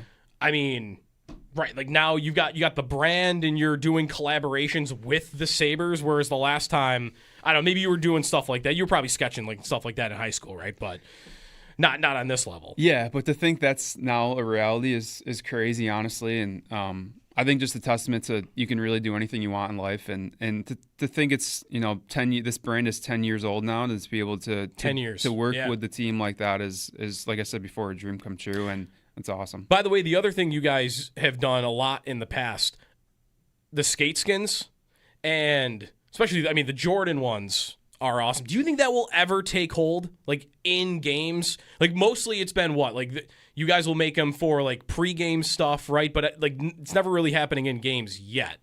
Yeah, not in games yet, but we had a cool partnership with the Flyers this year where they were worn in warm-ups, skate skins were, and that was a really cool hit for us where we worked with them on Hockey Fights Cancer Night, and they had them debuted for that. But yeah, it's a great point you bring up about just skate customization in general. I think I've said this before, but I think I could put 3 different pairs of skates on the table right here, just take the logos off, and I don't think you could pick and choose which one was what brand. They all look the same. Yeah, exactly. So I think there's so much opportunity in hockey to bring more creative expression to the game for guys to be able to lean a little bit more into personal, individual style, even when it comes to skates and creativity. So yeah, that's been a really fun brand to grow, and another brand that we operate in Buffalo here. Have you thought about goalie equipment at all for a venture at some point? I've always been drawn to goalie equipment, just masks growing up, like the design of that. I remember like the old Eddie Belfour mask and everybody else too. I was always drawn to that artistic feel of hockey, and even just drawing early on, like sketching logos and stuff. That was definitely Did Hasek's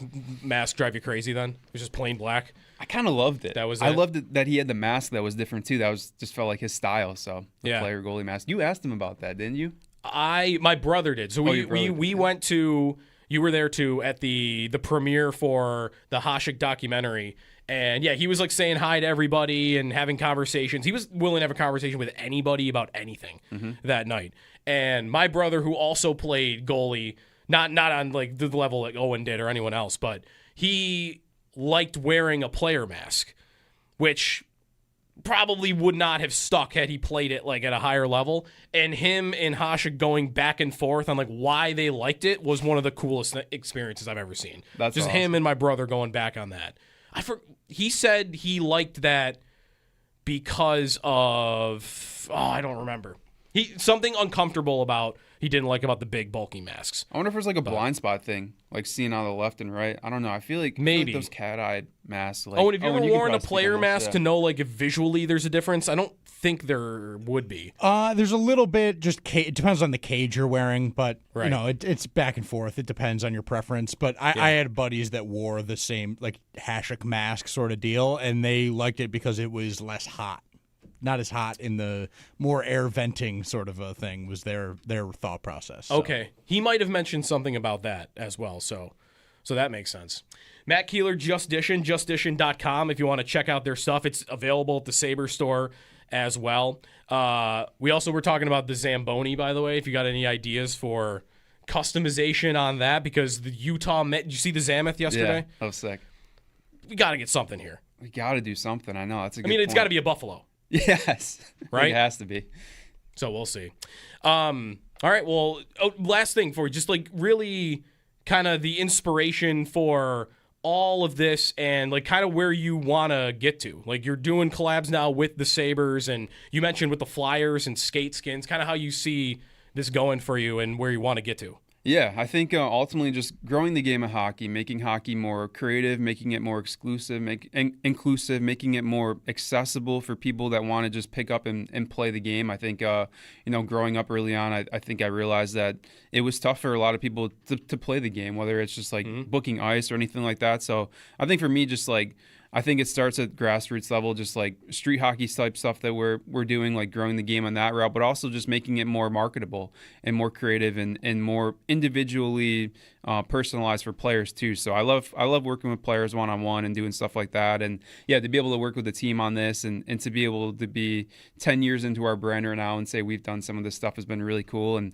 I think the sky's the limit for, collaborations that we do and everything outside of hockey, and as the game continues to grow as well. It's awesome. Well, I can't wait to see what's next. So it's been amazing to watch you guys continue to grow here. And again, Sabre Store, if you want to get the Sabre stuff. I got the hat on right now if you want to see it. Thanks, Matt. Yeah, thank you. Matt Keeler, Just Dishin. Go to justdishin.com. We'll be back for Extendo Sports. Jeremy and Joe here on WGR.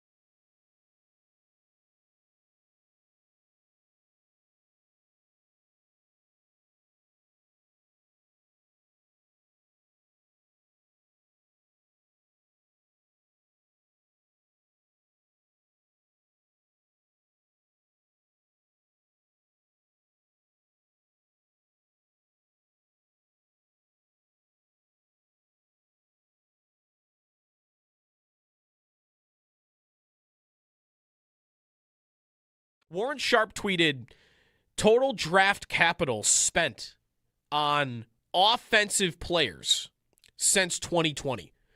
So already, just to get out in front of it, draft capital means how, where you're picking is going to matter.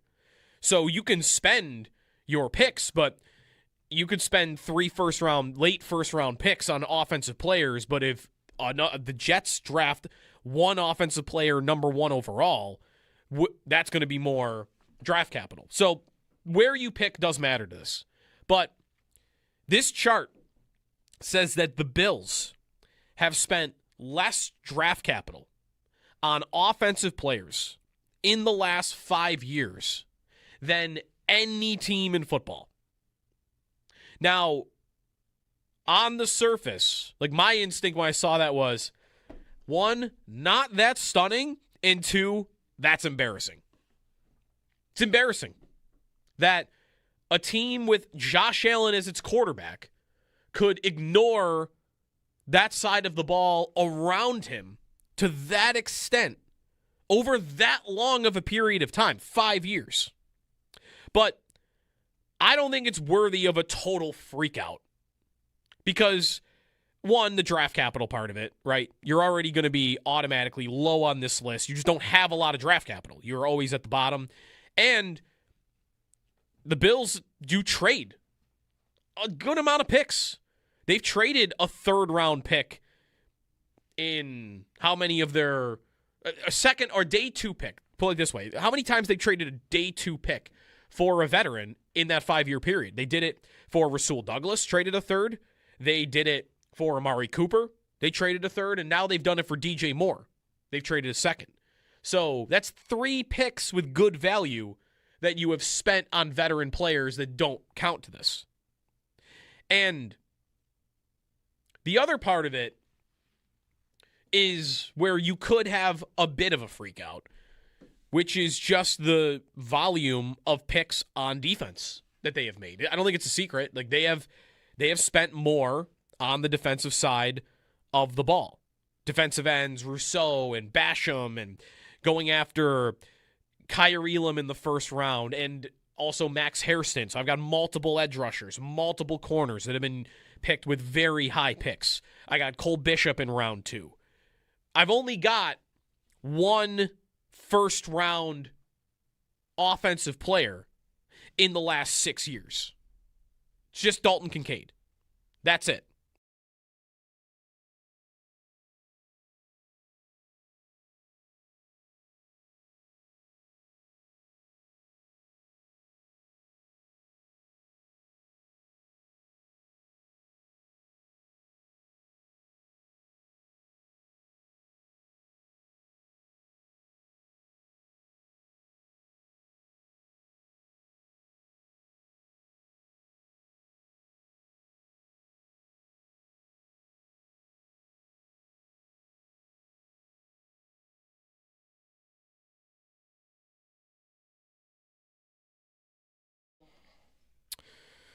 Extendo Sports, Sabres and Rangers tonight at 7. We'll see who plays in goal a little bit later on. Could be either. Game tomorrow as well.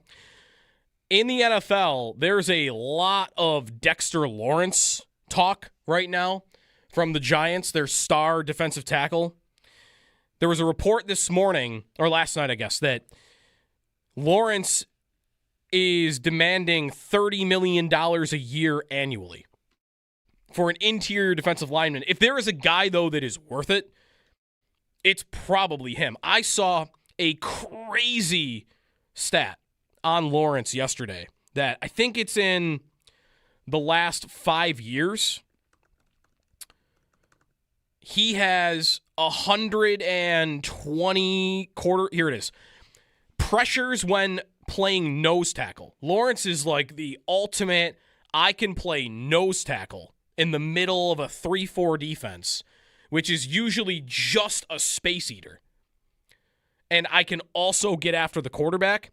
Since 2022, Lawrence has 108 pressures when lined up at nose tackle. Second place is Vita Vea with 32. He has 76 more pressures at nose tackle than anybody else in the league. He's an awesome player. I don't think there is really a way the Bills can do it. I think he'd be perfect. It's disappointing that he's got the contract he does where you got to have the room ready to go. And by the way, Harbaugh is not talking like they couldn't trade him. He said yesterday, everybody is tradable, which is a lot to say when you just showed up in a place and maybe, I don't know. He even told the reporter he was tradable. What, himself?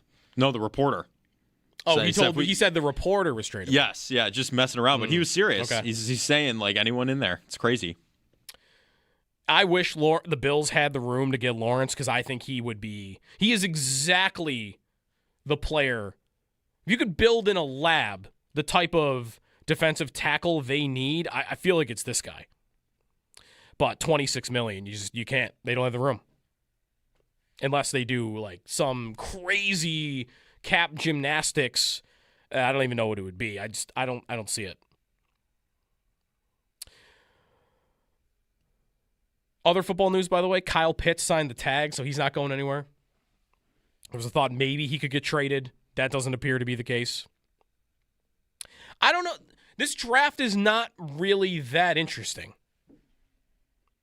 Like, what are the things that people are talking about on it? It's like I'm looking up at ESPN every day. It's the same thing. Is Ty Simpson a first-round talent? It's just the Ty Simpson show. How interesting is Ty Simpson? He's going to be what?